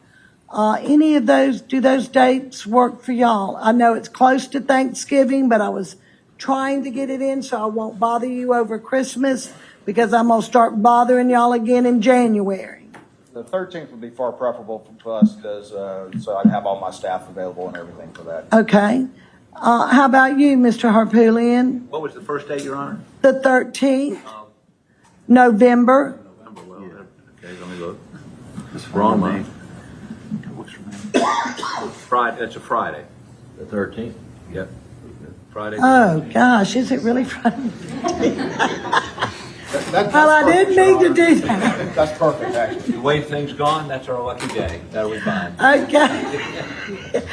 Oh, that's too funny. I'm sorry. I just did not realize that was Friday the 13th, but I'm not superstitious. I hope you're not. All right. November the 13th, 10 a.m. is going to be our next pretrial. We will take up your motion to dismiss. Please have your memorandum filed timely. Let me say timely, because I was working the weekend. I get 18 motions at 5:15 on the 7th. That was fine. Then I've been getting motions all week long, and that's fine too. I understand y'all are busy and you have stuff to do, and but please try to be timely. So I'm going to tell you before you say that, Mr. Harpootlian. Let me see. Deadline, the Friday before. 11/7. It's going to end on a 7. All motions that you would like for me to hear that day, please have them filed. Your Honor, may I make an inquiry? You may. The problem this week for, I think, us and the Attorney General, is we filed a bunch of stuff, motions last Friday. And we got And responses. we had to do responses. So if perhaps you would Set it up? maybe move back a week Sure. for the motions, and then give us a week to respond, and then if you want to file some sort of SIR reply, do it at your own risk. All right, how about October the 30th, which is a Friday. It's the day before Halloween. Yeah, Halloween and Friday the 13th at this point.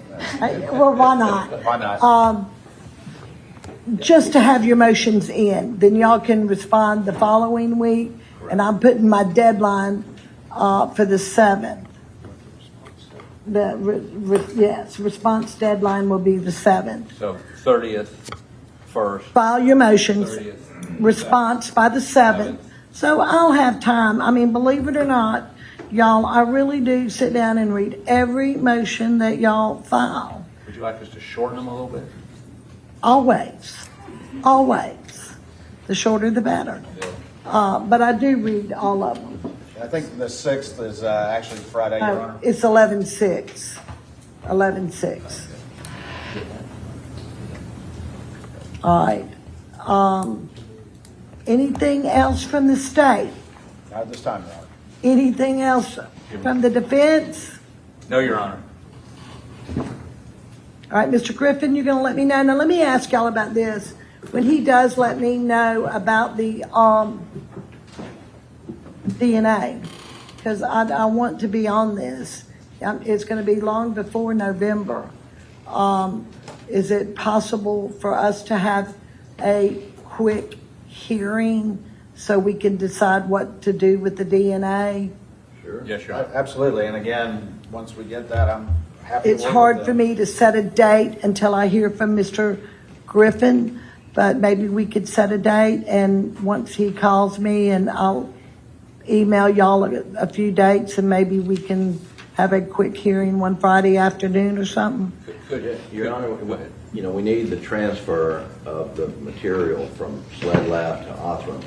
You know, that's chain of custody, we're out of it, but nothing can happen until that transfer takes place. Well, and I'm gonna talk with them about that, but thought that he represented to the court that they were gonna agree and not challenge chain and accreditation issues and that sort of thing. We're not.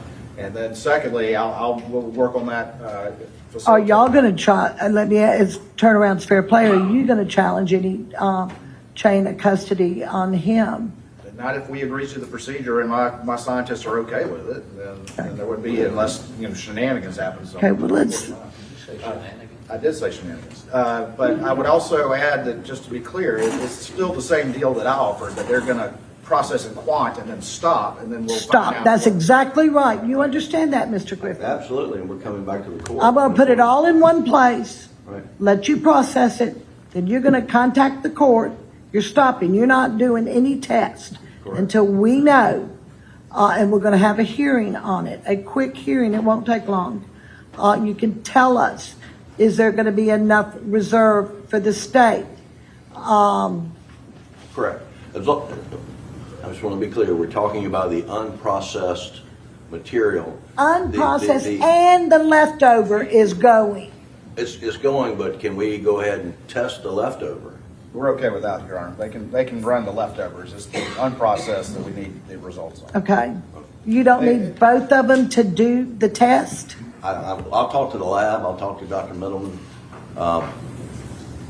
so I'll find out. But, we want to get this thing going. Okay, well, I'm just telling you, before you do any test whatsoever, we're going to have a hearing. Okay, we won't do any testing. Oh, we're gonna do Just quant. go ahead, get it quantitative. And I guess one last thing I would ask is that by doing this procedure, they're waiving any claim under the Preservation of Evidence Act, at least as to these items. Well, I mean, we have to, because if it's destroyed during it, I don't find that to be willful. I read the Preservation Act, and I don't think us doing this is in anything intentionally on either side to destroy any evidence, which, you're obligated to uphold.